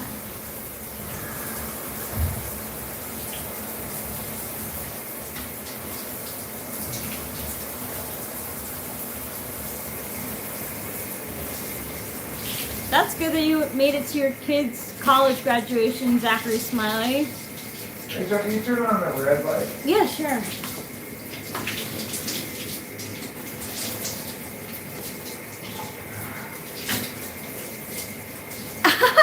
Carrot confirms, yeah, everything except his glasses because I take them off. Oh my gosh. Wow. Oh, you don't have kids in real life? It happens in a DMT trip? That's weird, Zachary Smiley. Like, where is he wearing his shoes? In the bed? My mom used to get on my ass for that. Like, anytime I would come into, like, her room and I'd have, like, shoes in my hand and I'd put them on the bed, she'd be like, no, those don't go on the bed, they go on the ground. They're dirty. I have to wear headphones. Like I have to wear headphones to sleep. We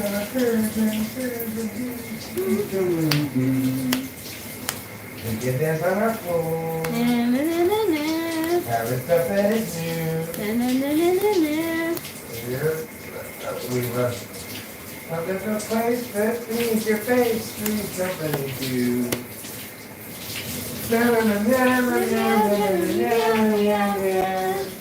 That show is like one of those shows that is like of its time, you know?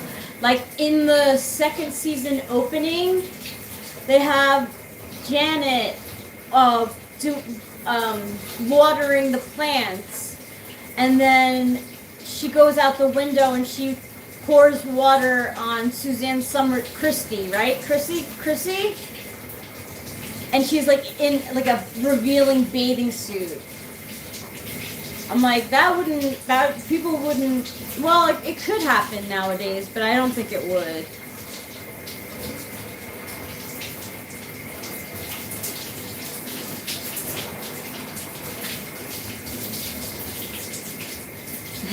Exactly, Winston's mom. Come and knock on my door. Come and knock on my door. We've been waiting for you. We've been waiting for you. Where the kisses are hers and his. Three's companies too. It took my buds a solid few days to bring me back to reality. See, I wonder if I haven't had a trip like that on DMT because I'm on other medication. Come on, dance on our floor. So it's with a romantic place that needs your face? Come and dance on our floor. Take a step that is new. It is weave. Oh. Weave a lovable space. So we've a lovable case? Weave a lovable space. Oh. Yeah. That needs your face. Yeah. Three's company too. Mm-hmm. We've a lovable space that needs your face. Three's company too. You'll see that life is a ball again. Laughter is calling for you. They say that life is a ball again. Laughter is calling for you. At a rendezvous, Three's company too. At a rendezvous, Three's company too. Come on, dance on our floor. That song has a very game showish quality to it. Yeah, it does. If you just sing just the melody, didn't have any words, you imagine it being the theme song to a game show. Yeah, you could.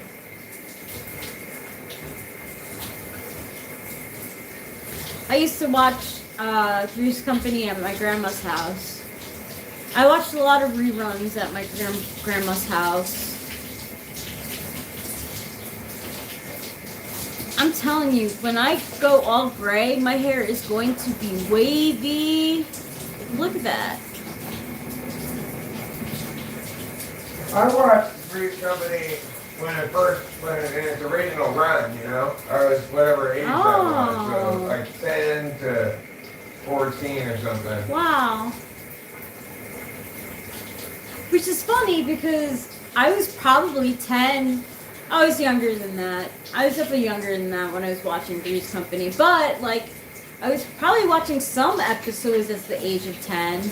I thought it was hilarious. I loved it. I don't know if I would still love it as much as an adult, but in a lot of things, my taste as a kid holds up pretty good. See, you were lucky. You had some sense of like taste where like I liked Captain Planet and like what else was a bad show that I used to like? Saved by the Bell. So like I took what I was given. Yeah, I never liked Saved by the Bell. I think I was a little too old for that by the time it came out. It's not really a good show for kids either. You know, it was all about how Zach Morris is this, they say ENTP who like gets into trouble all the time with Mr. Belding, and he like doesn't learn and he tries not to flirt with other girls, but he like is attracted to them even though he has a hot girlfriend named Kelly. It's just weird. It's not a great His show. favorite saying is anal doesn't count as cheating.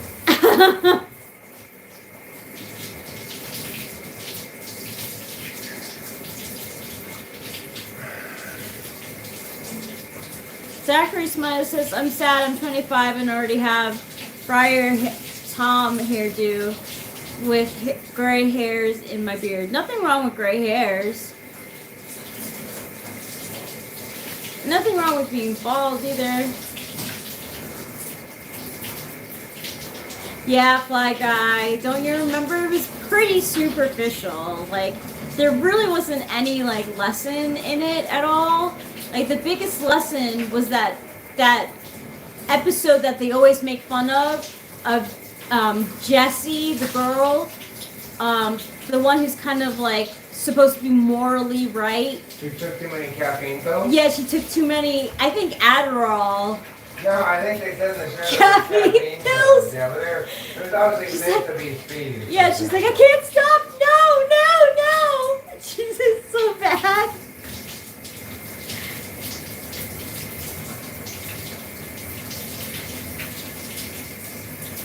Yeah, like Delilah really liked Full House, and She doesn't like it now, right? no, she doesn't like it now. No. So. You grow out of that stuff. For that little kid, she thought Full House was the most genius comedy ever. I could listen to her just laughing her ass off in the other room. Oh, that's cute. At least that show was like innocent, you know? It wasn't. You know, sometimes Delilah would come out and try to tell me about what was so funny. And then DJ, she would go over, she went over there, and then she said, okay.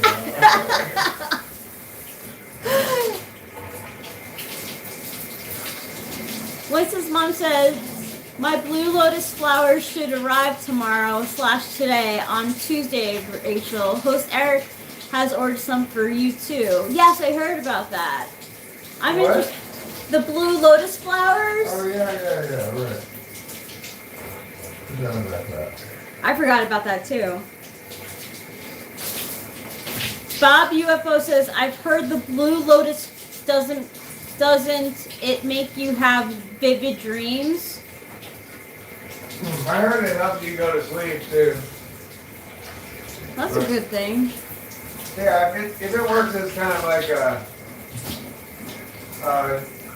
natural kind of sedative or something, and that's all I could hope for from it, really. I hope that I want to check before, like, to see if it interacts with any of my medication. Good idea. Good idea. Has anyone tried that crazy bee honey stuff? Didn't we try?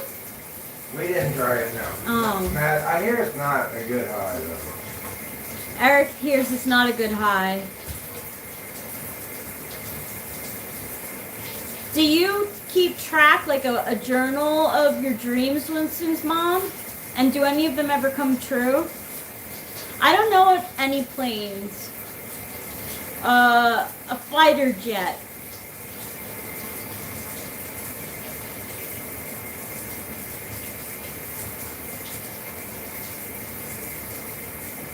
I have seen a product at the smoke shop that's like a Blue Lotus tea cheek combo disposable vape. Huh.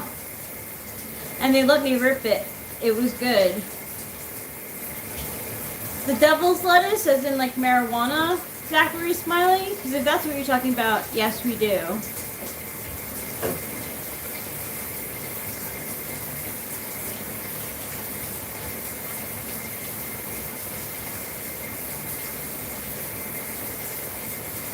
Winston's mom says, I don't keep track of my dreams in a journal. I had a dream that Mr. Trump won the election. He did win.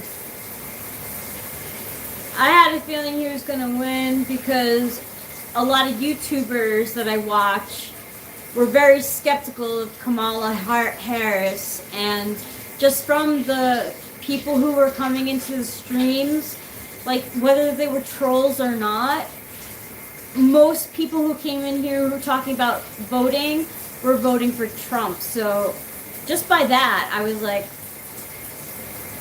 no. I'm like, she doesn't have it. I mean, I thought she might have a chance just because, like, obviously, people weren't happy with Trump. The Democrats don't like Trump at all. But what it shows to me is she did less well than Hillary Clinton. Yeah. Yeah, she did. What's the craziest dream you've ever had, Rachel?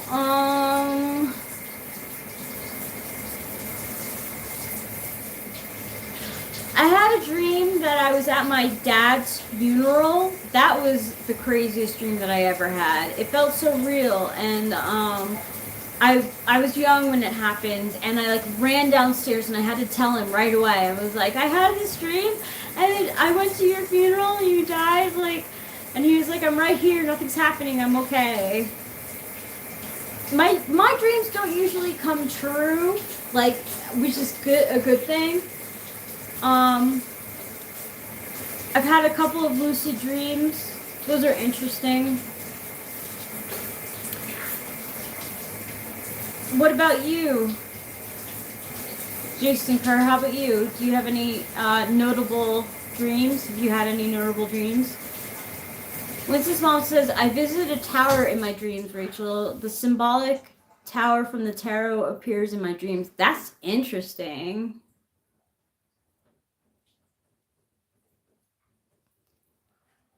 Maybe her dreams are telling her to build a parapet in her yard. Yeah, maybe, or get like a parachute. So just in case she has to fall out of the tower, she can like land on her feet. Or additionally, she should grow her hair super long in case someone has to climb up her yeah, hair. That's even better. Yeah. Grow out your hair really.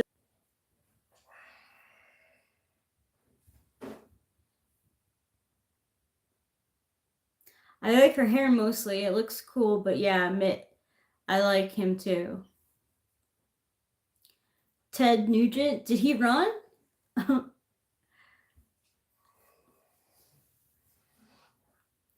My tower has a glass elevator. I haven't been to the top of it yet. I can manage to get to the elevators and to go to the other floors. Interesting. Is each floor like different?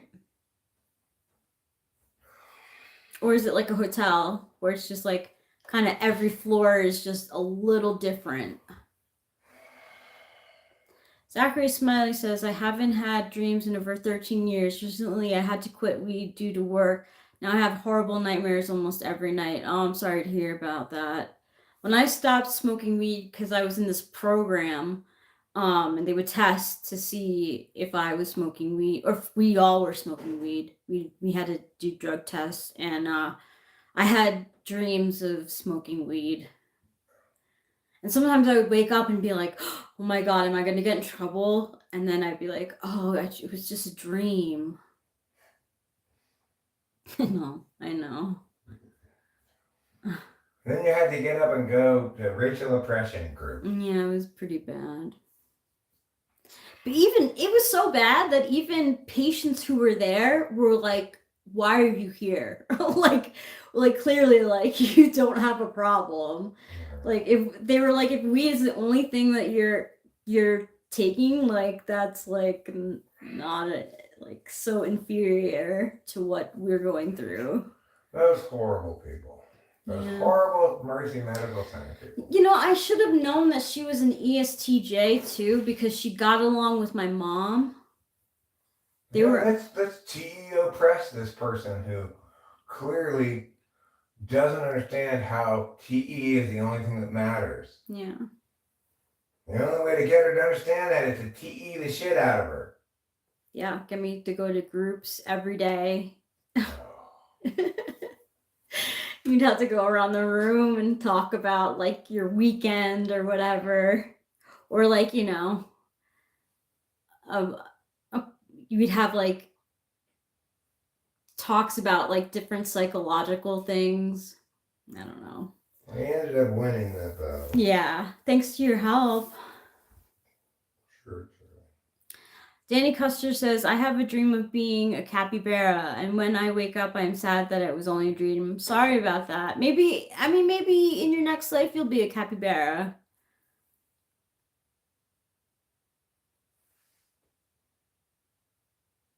And maybe start off with something a little less ambitious, like a nutria. Yeah, maybe. And work your way up to capybara. Yeah. They might have you do that. Jason Kerr says, the craziest dream I've ever had would be the time I had superpowers like I could fly, teleport, human strength, and telekinesis. It was an amazing dream. That does sound amazing. That's so cool.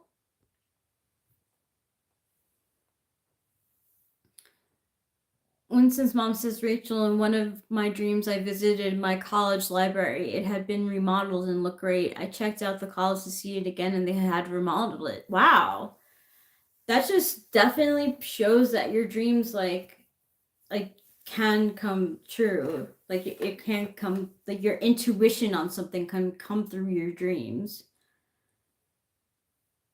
Mine usually doesn't though.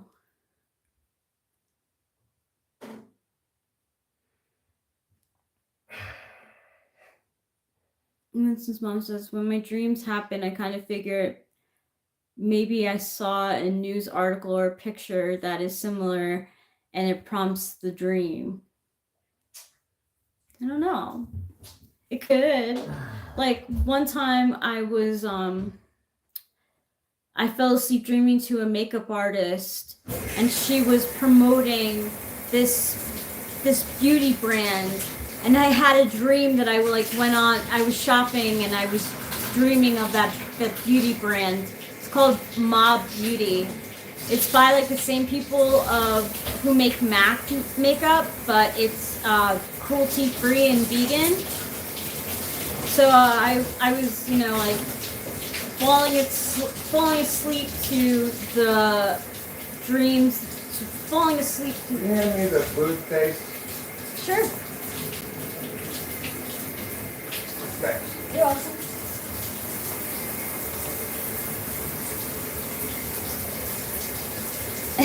Follow your dreams, they know the way. I don't know about that.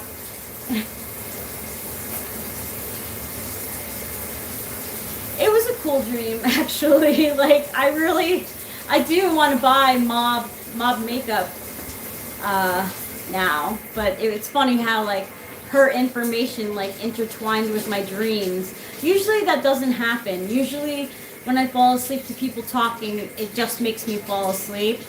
I don't really intake. I mean, I'm sure to some degree my subconscious, like, if I'm watching a YouTube and it's of a person that I think, I'm like, I'll give this a shot, and like their voice I don't like, it'll wake me up, and I'll be like, oh no, I have to shut this off. And one time, I listened to a whole movie, and I fell asleep to the whole movie, and I didn't wake up until the very end, and like I knew that I had listened to the whole movie, and the ending woke me up. I think it was How to Lose a Guy in 10 Days. I was like, oh, it's the end of the movie. This song is singling out the end of the movie. I'm glad you're back, Marcus Aurelius. Farts are natural. It's a good thing you farted. Winston's mom says, my children's father would freak over if I had a dream and I told him I thought it meant, because then when it happened, he thought I had manifested it. Ooh.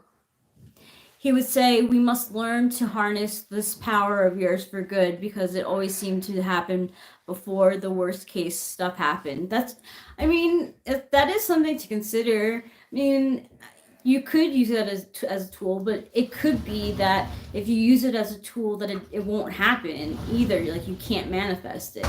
It has to happen on its own, naturally.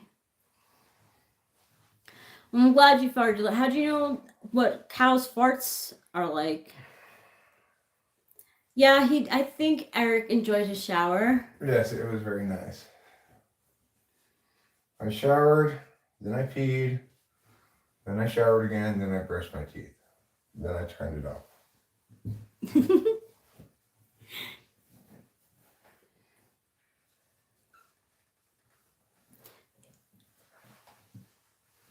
Who's in Vegas right now? I know Bruno Mars has a residency in Vegas. There's a lot of chatter about him and gambling and stuff.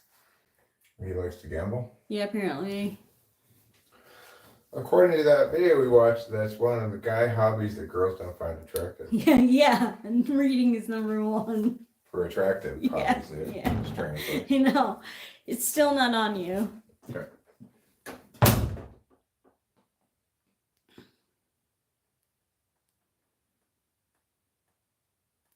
If you see the future from a dream, then it would mean free will doesn't exist, I think. Well, some dreams do come true. Some people do have dreams that come true. Like when I was living with my friend Jen, she had lost her wallet on the beach one day. And that morning, so like a month later passed, and we didn't hear about her wallet at all. We thought it was gone. We had gone back the next day, and we had searched for it, and we couldn't find it. And we thought it was gone for good. A month passes, and she wakes up, and during the day, she tells me about her dream about finding her wallet. That night, seriously, like 6 p.m. that night, we get a package, and it's her wallet in it. So the same day that she had a dream about getting her wallet back, she got her wallet back. It was crazy. Yeah, but she didn't find it. No, she didn't find it. No, someone else did. So her dream was lying.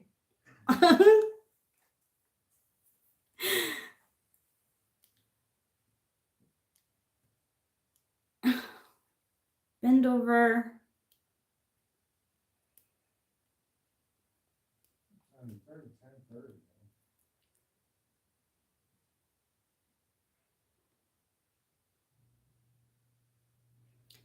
Clay Sanford says, I always check for my wallet, phone, and car keys, and apartment keys, of course. Well, we were scaling down a hill of sand, and I think it fell out of her pocket or something.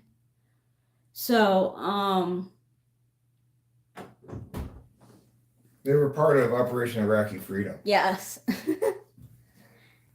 How can we do this?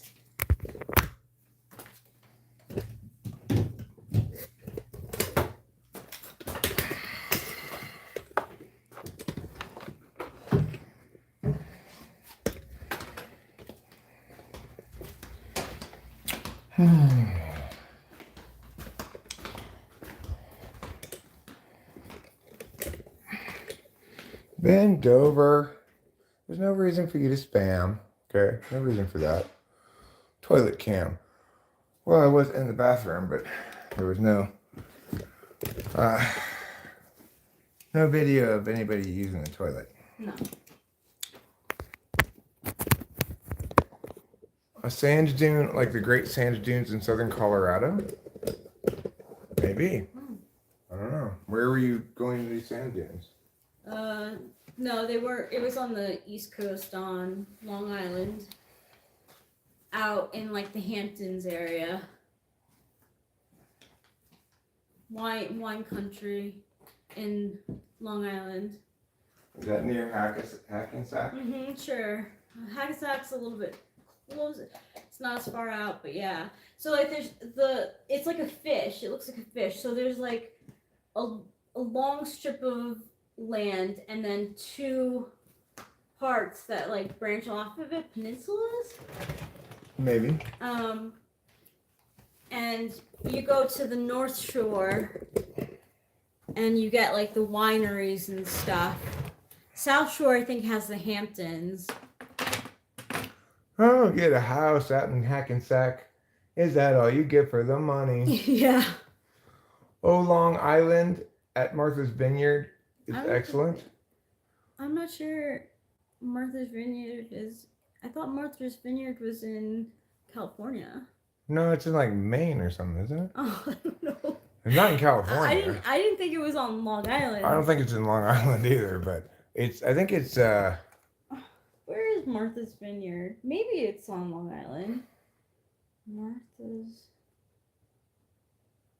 We'll find out. We're gonna Google it. We're gonna find out where Martha's Vineyard. Oh, it's in Dukes County, Massachusetts. Massachusetts, huh? Oh, it's like its own little island. Well, good for Martha. Yeah. She has an island and a vineyard. Yeah.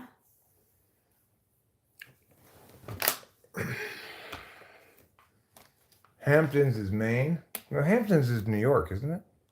Hamptons in New York, yeah. Rachel, I lived next door to a lady from Long Island, Florida. Her house was second home. I wish I could remember her name just to see by any chance you knew her family. It could be. It's always great to take a shower. I love water. Do you like rain too? Do you like the rain? I used to not like the rain because I would work really hard to get my hair straight, like blow drying it and straightening it. And if it was a school day and it was raining, I knew my hair was going to puff up. Uh-oh. Puffy hair, huh? Yeah, I had puffy hair. There's this, my family, like, they're so, like, not understanding. Like, there's this family picture, and I was, like, 13 in it. And I had blown dry my hair, and it was humid out that day, and we had family pictures, and I had braces on, and I looked like a total nerd. Like, that would be the first picture that my family would show you if they were to show you a picture of me. And I hate that picture so much. Mess around. You should get an update to your vibe checking software because it's giving you misleading results. Yeah. China 2, Chibuiki. Chibuiki.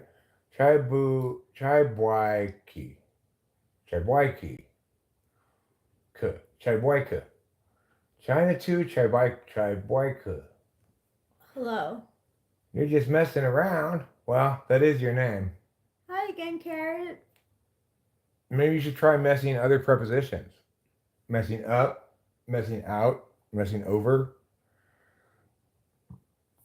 messing in, messing through. That wasn't a straw man, he said. It was just a throw some random shit against the wall and see what sticks. Hi, Karat. Karat. Missing no. Missing no. Messing for a blessing. Right. You're messing for a blessing, mess around. I mean, you're cruising for a bruising. No, I did not vote for Pamela. I didn't vote at all. Neither did Rachel. No. So, not much you can make out of that, huh? Bonjour, quelle heure est-il? Did Ralph Nader run? Well, you smell like an idiot. That doesn't mean you're stupid.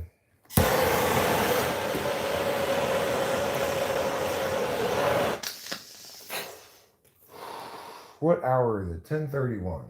Oh, you're answering the question. You're translating my French for people. The only way to win is not to play. Is not to play. The only way to win is not to play. You win what? You mean with mess around? Oh, I'm not worried about winning or losing with mess around. He's just messing around, and I'm a bit of a. This isn't my first mess around rodeo. No, I'm not torching the meth pipe. Unfortunately, I haven't done meth in years, and so accordingly, I'm stuck here just pulling regular old bong rips. How about you, mess around? You seem to have a lot of awareness of the linkage between a torch and meth pipes. Are you an aficionado? Yeah. I'm not going to name any planes. Okay, fine. A biplane. The biplane that was made by the Wright brothers. What about a bus plane? Bus plane would be fine. A regular bus with wings and jets. Yeah. Here's the problem, Mr. Hunt. I don't want your love. It's messy. It's gross. It smells like feet.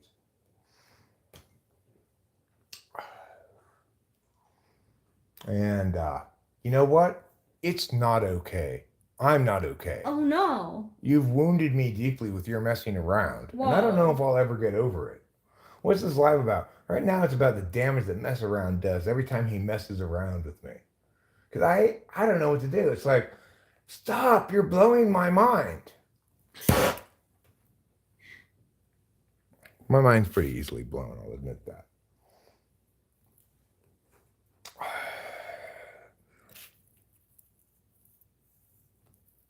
What is this live about? In general, this live is about whatever I felt like talking about when I started it, and then whatever subjects come up, or whatever Rachel feels like talking about, or whatever. But,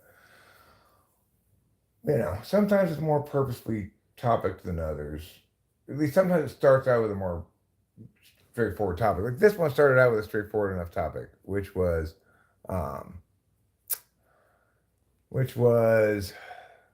to wonder about the appeal somewhat of a panel, and to wonder about the reasoning behind letting someone who's already proven that they are willing to do harm and not respect you at all, to allow them to continue to have that opportunity. Hi, Capio. Everyone's imagining how soft my hair feels, and the answer is very soft. As soft as the underbelly of a velour rabbit. Cruising for a bruising. There's a fun 5.10C trad climb in El Dorado Springs Canyon called Cruising for Burgers. I climbed it with my friend Robert Anderson in 1975, who would later go on to climb. Isn't a trad climb just for trad wives?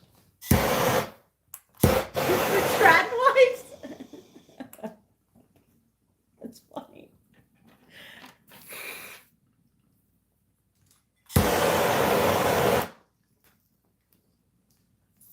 That's really dumb. I shouldn't put the sparkler part of this next to the Oh no. It's a great poker though. Yeah, it's a perfect poker, but I gotta remember that the sparkler part is flammable. Yeah. With David Breachers, who filmed the IMAX movie Everest. Wow. Well, good for you guys. Clay Stanford, Robert Anderson, David Breachers. And how many of the three of you ever free soloed El Capitan? Hmm. If you didn't do that, I'm not that impressed. Okay, because I saw free solo. So He free soloed and he like fell multiple times before that, like trying. Crazy. well, not off of El Capitan. He didn't, No, but training for it didn't he? well, in the years leading up to it, Okay. he had a number of different falls and injuries ranging from minor to major. But like his they did a scan of his brain and his level of fear is somewhat different from the average person's. So it's like, oh, I just fell. I would suspect Winston's mom that there's at least an even money chance that the penis he showed was not his own. Oh, from Liliana's Right? panel? Yeah. She was saying Rada porn bombed the stream. That doesn't mean he necessarily showed his own genitals, just he showed genitals on the stream. Because that would really damage one's stream. Right.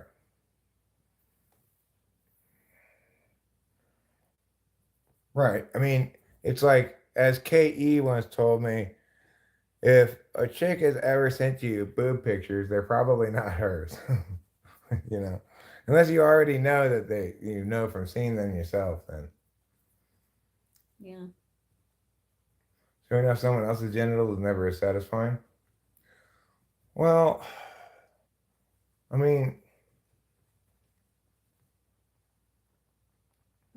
like, one thing I'd be concerned about is, does he have foreknowledge that there aren't any kids there? Right. That's right. Right? That's what came to my mind too.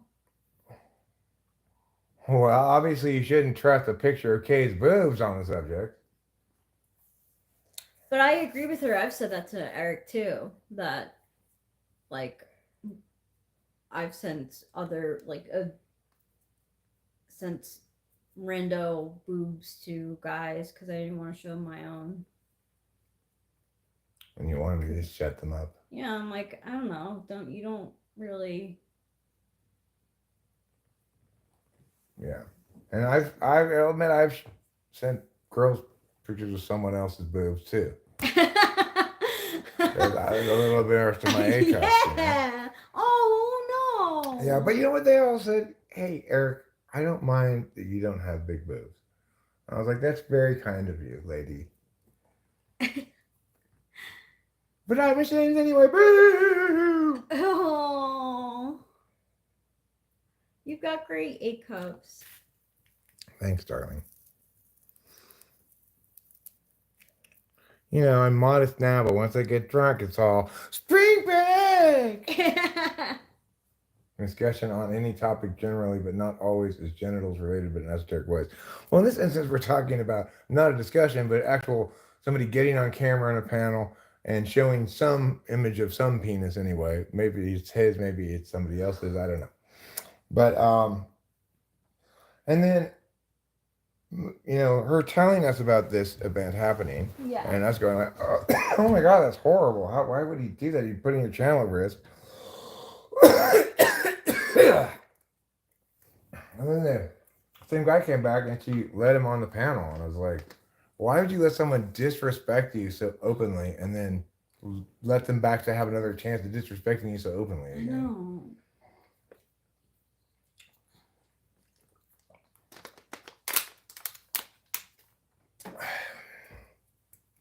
I wish I had thought of the thing I just said at the time, which is, hold on, did he have any foreknowledge that there weren't going to be any kids in here? Yeah. And there is usually young kids. I mean, sometimes there are. The point is, it's reckless, not just to her channel, right? YouTube's not an environment that's supposed to feature that kind of stuff. No. And his willful rejection of that norm on someone else's channel, not on his own, is appalling. So.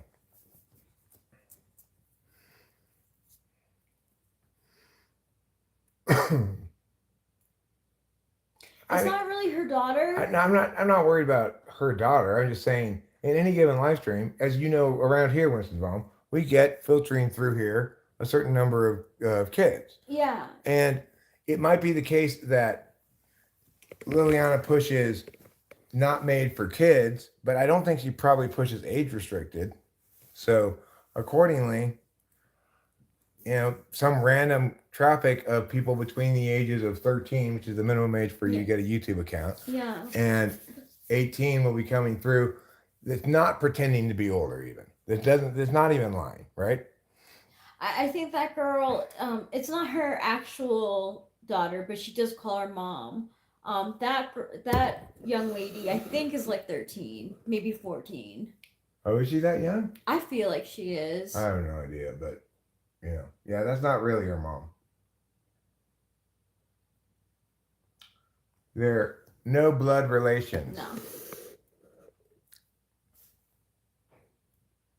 Yeah, a lot of kids go on their parents' account, and She has lots of mods, including that guy. yeah, almost everyone is. That guy is a mod, and it's like, if he's showing he's willing to do that to your channel, what's to stop him from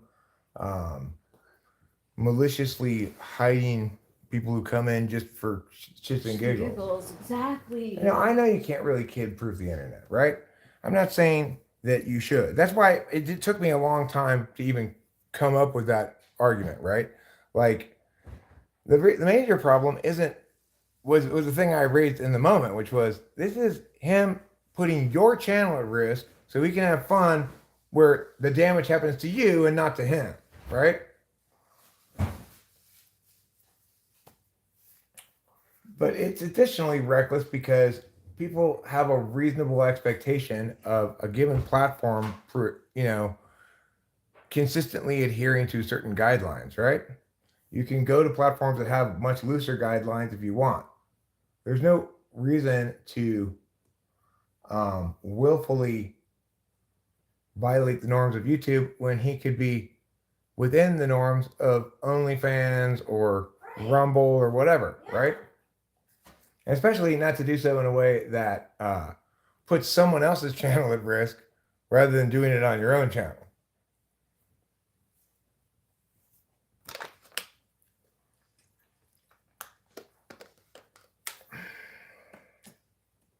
I'm talking about Rada.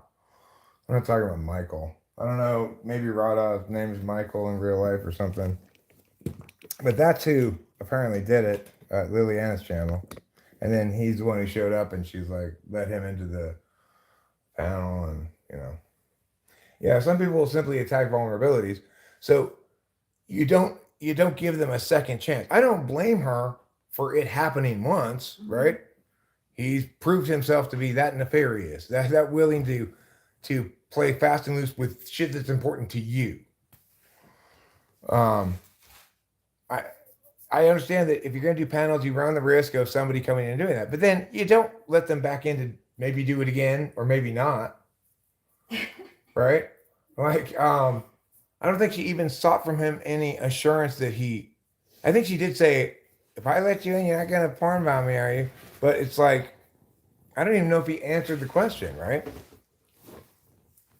So, I don't know either. I'm just saying, if you're going to run a panel, you're going to run the risk of somebody doing that one time. But you should be hiding those people. Like, I'm hiding people who come in here and do shit that's just abjectly uncivil, unreasonable, or whatever. Is there anything in the other cup? Yeah, but I think it's over there. It is over there. Oh, thank you. Rumble and X can be a more honest conversation than responding on YouTube or the chats, but hey, what do I know? Well, the thing is, I'm just saying, he didn't do anything to me as far as this stuff goes, right? So it's not my problem. I was just so shocked and kind of appalled that she allowed that to happen. Because she was saying like, well, I don't really care about nudity. And I'm like, I'm not talking about nudity. I'm talking about doing something that'll get you like your channel deleted from YouTube and shit, you know? I mean, They have some bright red lines. If something like that happens on your channel, you better end that stream right away and delete it right away, because otherwise you might run afoul of shit. yeah. And it's like, fool me once, shame on you. Fool me twice, Shame on me. Yeah. But it's her prerogative. It's her channel. If she wants to be fooled endless times, that's fine. She says she's not bothered by troll stuff. Right, but I get that she's not bothered by it. Like, it doesn't impact her emotionally or something in a negative way. But it impacts her channel's viability in a real way. And granted, she only has 250 subs. She could start a new channel. I guess maybe that's why she doesn't care. Maybe, yeah. But regardless, it whether it should have or not, it provoked in me a emotional response of like, oh my God, what in the world is happening here? That's what happened. So I just had to, I left there and I started a stream because I was so like bothered by it. TE blind spot? There's, to me, I don't think Rachel would make that mistake. Seems more like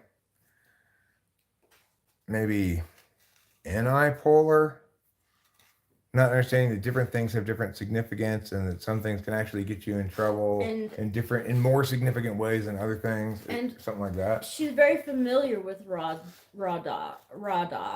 Right, so if she's an ESFJ, yeah, that's possible. Is Hunter Biden's cocaine-induced Burisma money and investigation off the table for investigation now?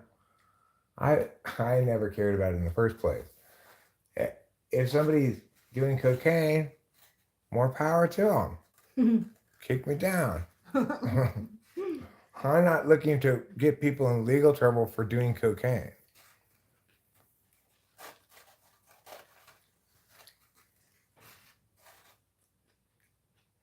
No, anti-polar is ESFJ or ESTJ. I don't think she's an ESFJ. I mean, an ESTJ. I think she's possibly an ESFJ. But she could additionally be, in theory, SE polar. I could imagine that playing out as SE polar, you know, being unwilling to pull the trigger.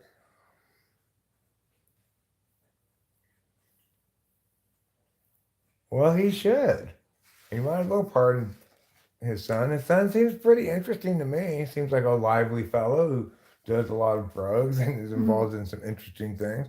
At least I haven't heard anything like he's been raping people, right? Like you hear about all these celebrities. Why don't we go after them for raping all those people?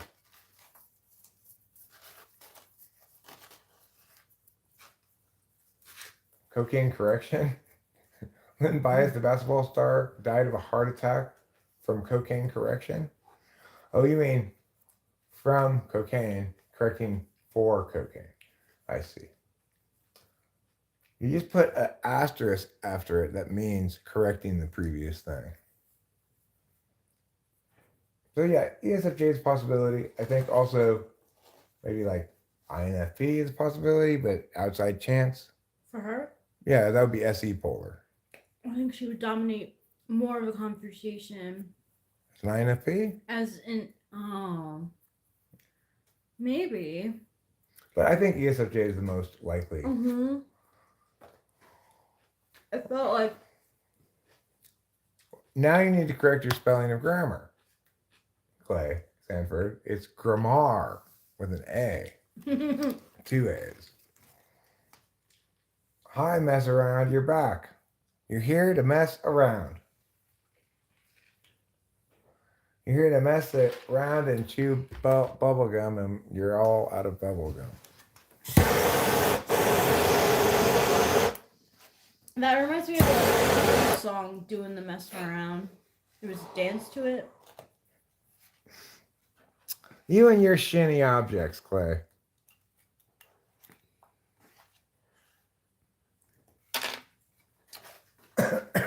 Okay. Enough bars. I'll take some. Okay. Okay, ready for some coughs, people. Just FYI. That's such an amazing coincidence. Steve Wonder is my inspiration. We can both play the piano like this.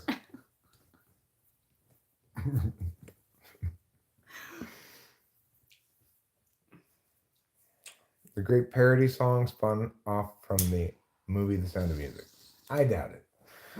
How do we solve a problem like a macaw?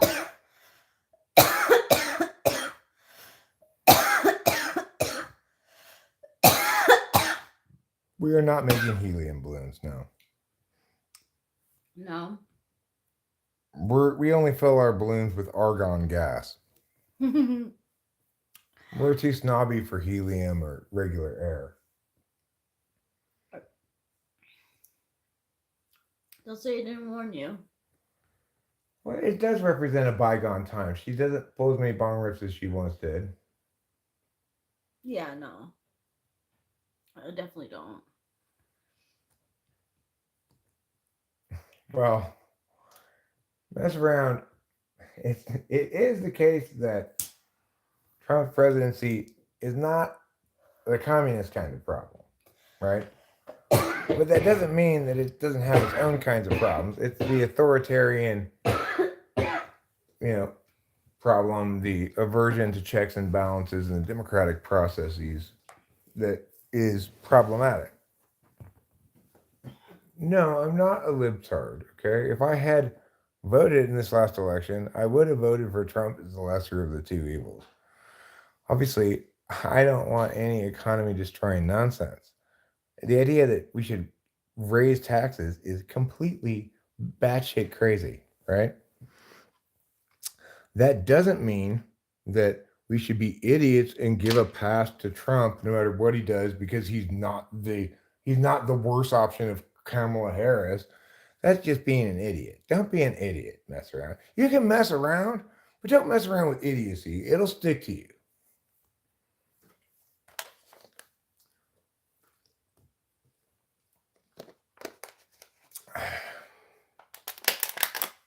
Just step into this box so I can kick it down the stairs. Harris was terrible. I agree, Blue Baron.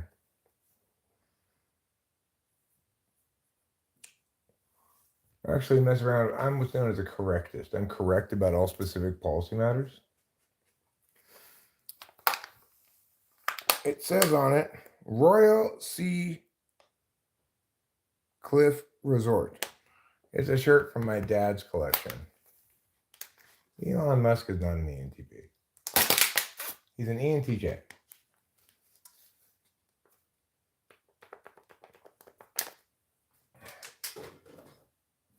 I voted for my own penis. So you know what? Get these losers out of the way and elect my penis. How do I feel about nuclear war? Love it. Love it. Give me some more of that nuclear war. I love it so much. My dad's shirt still fits me. Yeah, fits me fine. I mean, yeah, it's just one of these kind of shirts. It's like a large or something. I alone can fix it. We're a democracy, aren't we? Well, I mean, I say that, Winston's mom. I say, at the moment, I appear the only one fully qualified to do this job.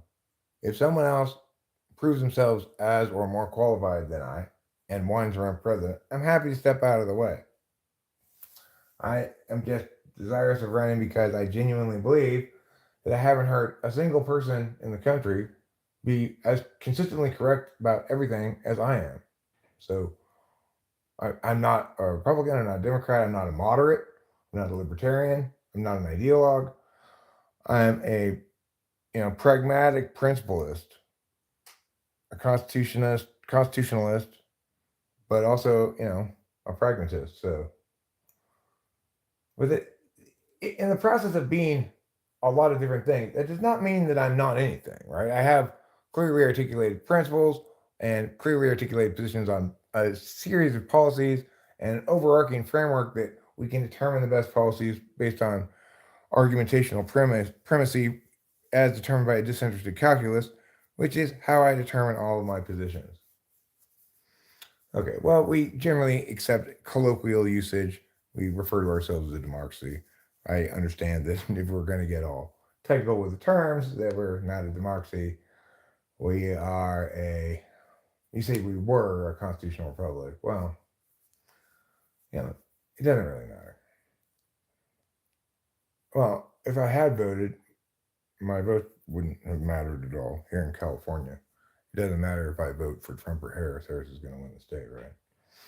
At least in the presidential election. And regarding my local governance, I have faith in my fellow citizens here in Mariposa County because we've got a very intelligent and well-run county. We don't even have any municipalities, So what's more important to mess around is that not that I vote, but rather that I actually do something. So I'm going to run next time.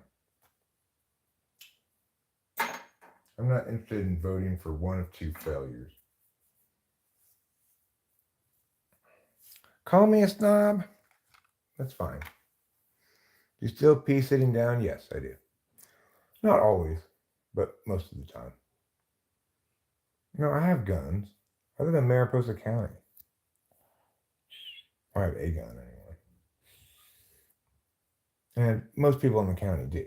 It's a very rural county. Our sheriff is very pro Second Amendment. The sheriff's department, in fact, has actually, I think it was the highway patrolman we have gun auctions in town. We go sell tickets to the gun auction at the local restaurant and stuff.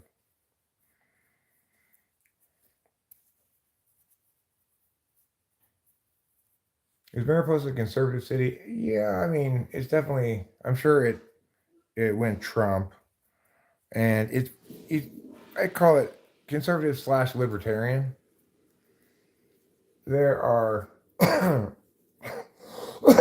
few pockets, what you might call urban liberals, but not really pockets, even just they kind of dot here and there. But like, saw a lot more Trump signs around than I saw Harris signs. There are a couple in this neighborhood right here, but other than that, I didn't really see any Harris signs. How do I afford to live in California? By having money. How do you afford to live wherever you live? Is it by wishes, dreams, and whispering nets? You don't pee. Sorry to hear that. You must really have to go.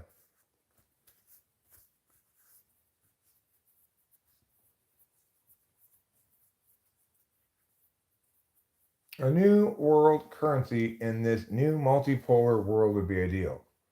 World currency? I mean, no.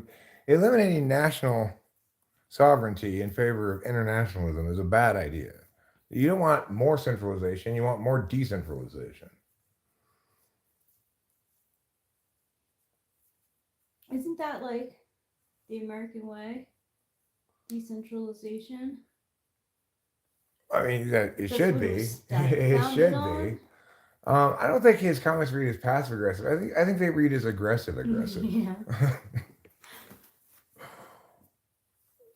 Second up, let the BRICS countries create mutual currency swaps to avoid the BS US sanctions.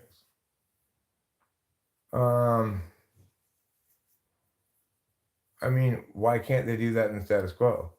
Is there inherency here? Is there a barrier in the status quo that you're overcoming with your plan?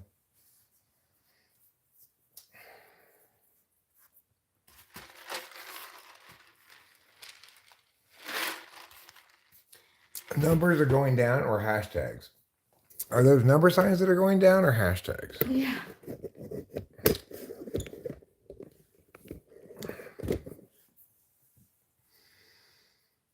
Okay, I'm going to get on my jacket, get on my hat, stand outside, and bat.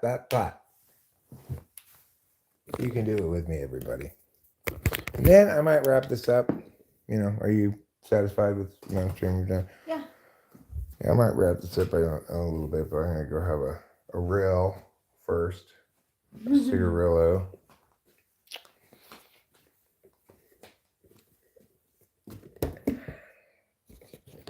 I was defined by Merriam-Webster's dictionary.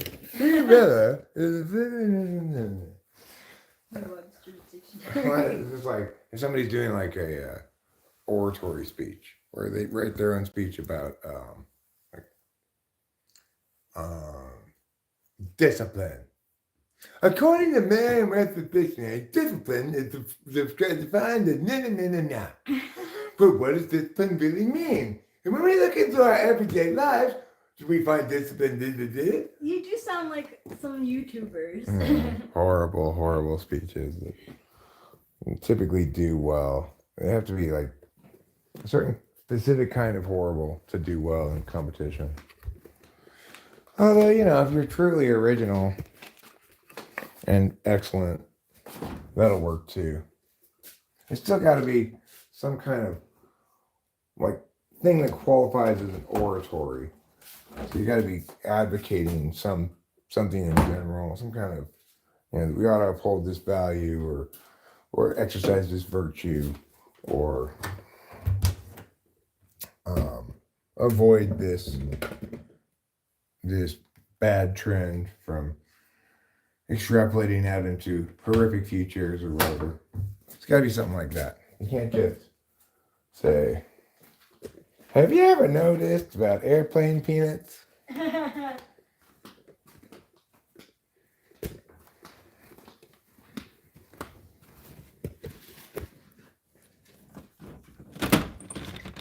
I'm going to open up this window, this shutter, and that way I won't have to squint to see the chat on my phone. I'll be able to read it in all of its glory on the TV. There. Okay, I've got too many things in my hands. That's the problem here.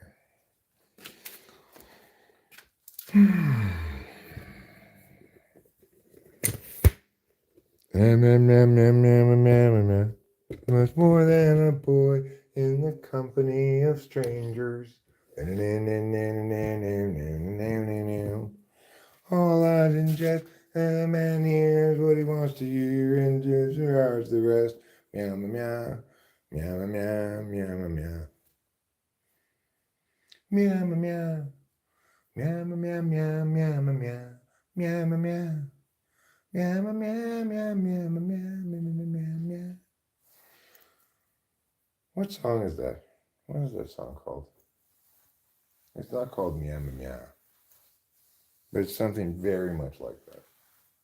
Well, I don't seem to have brought a lighter with me because I'm an incredible dumbass.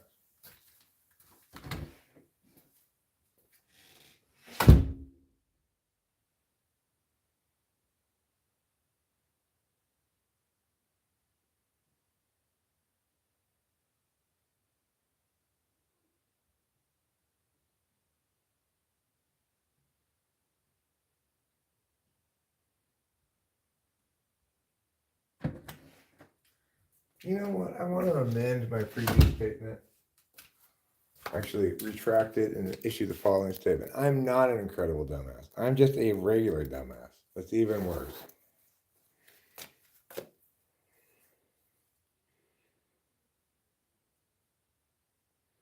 I could have said I'm an incredibly dumb ass. That would have made sense. But to say that I'm an incredible dumbass was suggesting, or specifically saying, that I was an incredible example of a dumbass, which could be interpreted to mean less of a dumbass than a regular dumbass.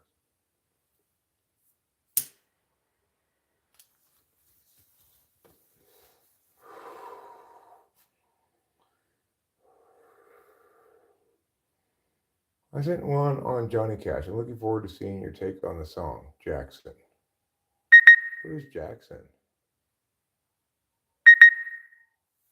Do you guys hear these sounds? Is that coyotes?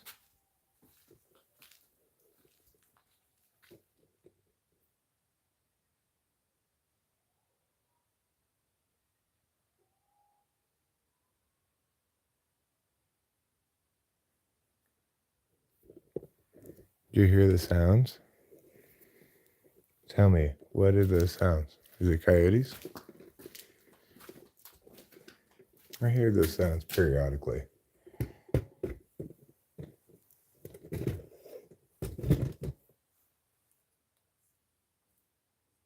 Dumb bass.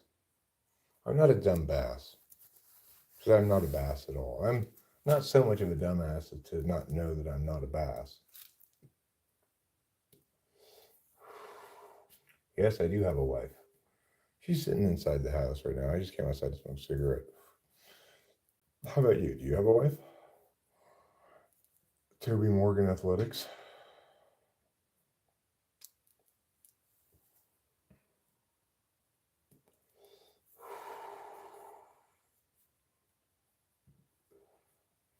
Ah, you're 12. Well, good thing you don't have a wife then.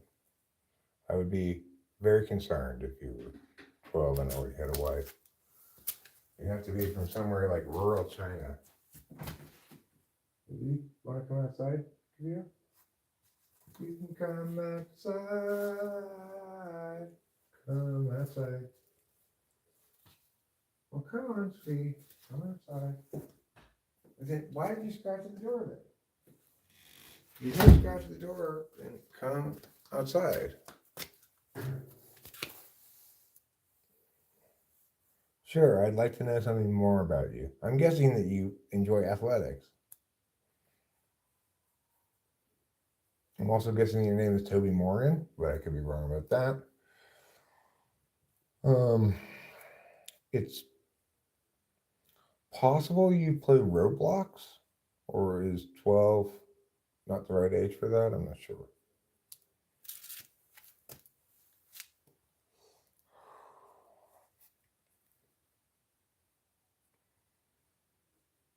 Seems like the kids, when they come around here, a lot of them talk about Roblox.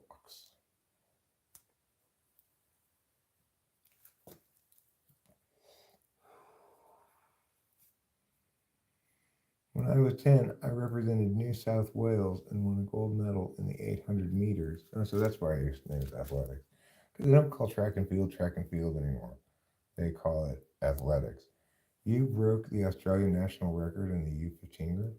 Really? Is your name Toby Morgan? I'll have to look you up on Total Running Productions. I watch that channel. I watch it regularly. See if he talks about you at all. Do you have to compete against Gout?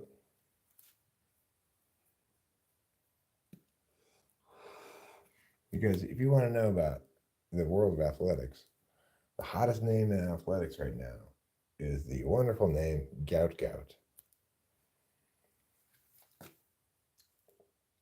There's some eye-popping footage of Gout just blowing away the field in like the 200 meters. You normally don't finish with that much of a lead in the 200 meters, you know. No, you saw Gout in Adelaide this year in April. How did he look? Did he look fast? You say, I could catch him. I could run as fast as that guy. Gout.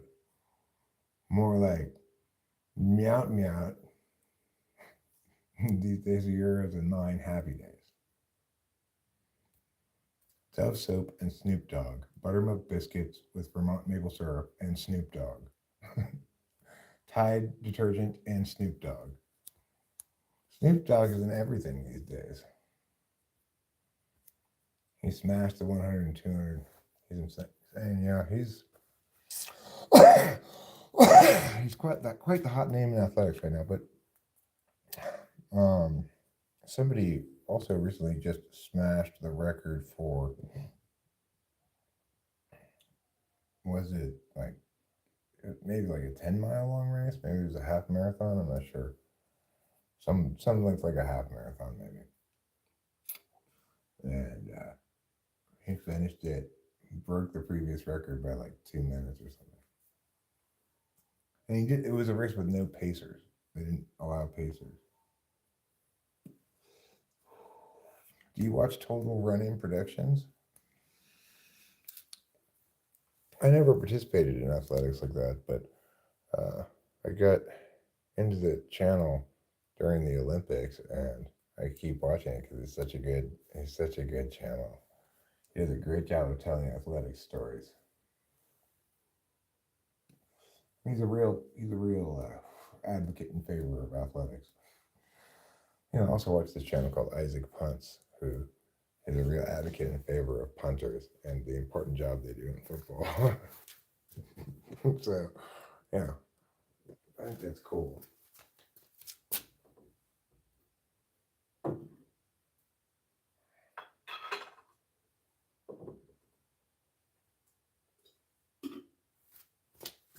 I didn't even open this drink. It went to all the trouble to get it. I didn't even open it when I got here.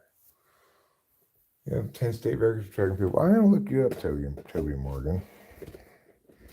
I'm going to see if there's anything online about you. Nowadays, with all the scouting they do and shit, it wouldn't surprise me if there is some stuff about you online.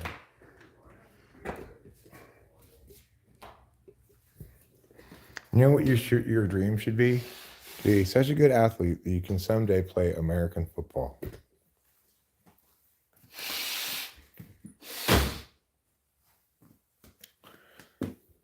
Don't mind the horrible injuries. Swimming and cross country, huh? Cross country is another thing that's like athletics. I think of it as part of athletics. But maybe it's not, I don't know. Swimming, too wet. I don't need to get that wet doing stuff. Like recently I went to dinner tonight, I didn't get wet at all. No, not at all. And yesterday when you went to sleep, I didn't get wet at all. you didn't get wet at all. Now earlier I did take a shower, and in that shower, Oh yeah, I did get wet. you did. Microwave for 2.5 minutes. That's not how to dry off after you get out of the shower, Clay Sanford. Yeah, I don't like it much, but I'm pretty good at it. Well, you know, if you're in, what is this, Australia, New Zealand, something like that? If you're down there in the, what do they call that, Oceania region? Oceania, I think. Then swimming's a big deal, you know. Australia always does super well at swimming. Yeah, they kicked butt in swimming this year. Well, it's like every Olympic, it seems like it's the U.S. and Australia battling consistently for among the top 3 spots. Sometimes China, sometimes somebody else will slip in there, you know. One person from some other country will be really good at some event. Like there was the French guy, that's who I'm thinking of, who kicked ass in swimming this year at the Olympics. Yeah, he did. Even though the French team wasn't really very good. The whole stadium would be like in French, like swim, Yeah. swim. Oh, no, no. That's what they were saying. Yeah. Okay, well, I think I'm about ready to stop. Yep. Okay, thanks a lot for being here, everybody. Really enjoyed our time together tonight. And we'll see you again sometime soon. Until then, au revoir. And don't forget to eat plenty of, as the French say, fromage.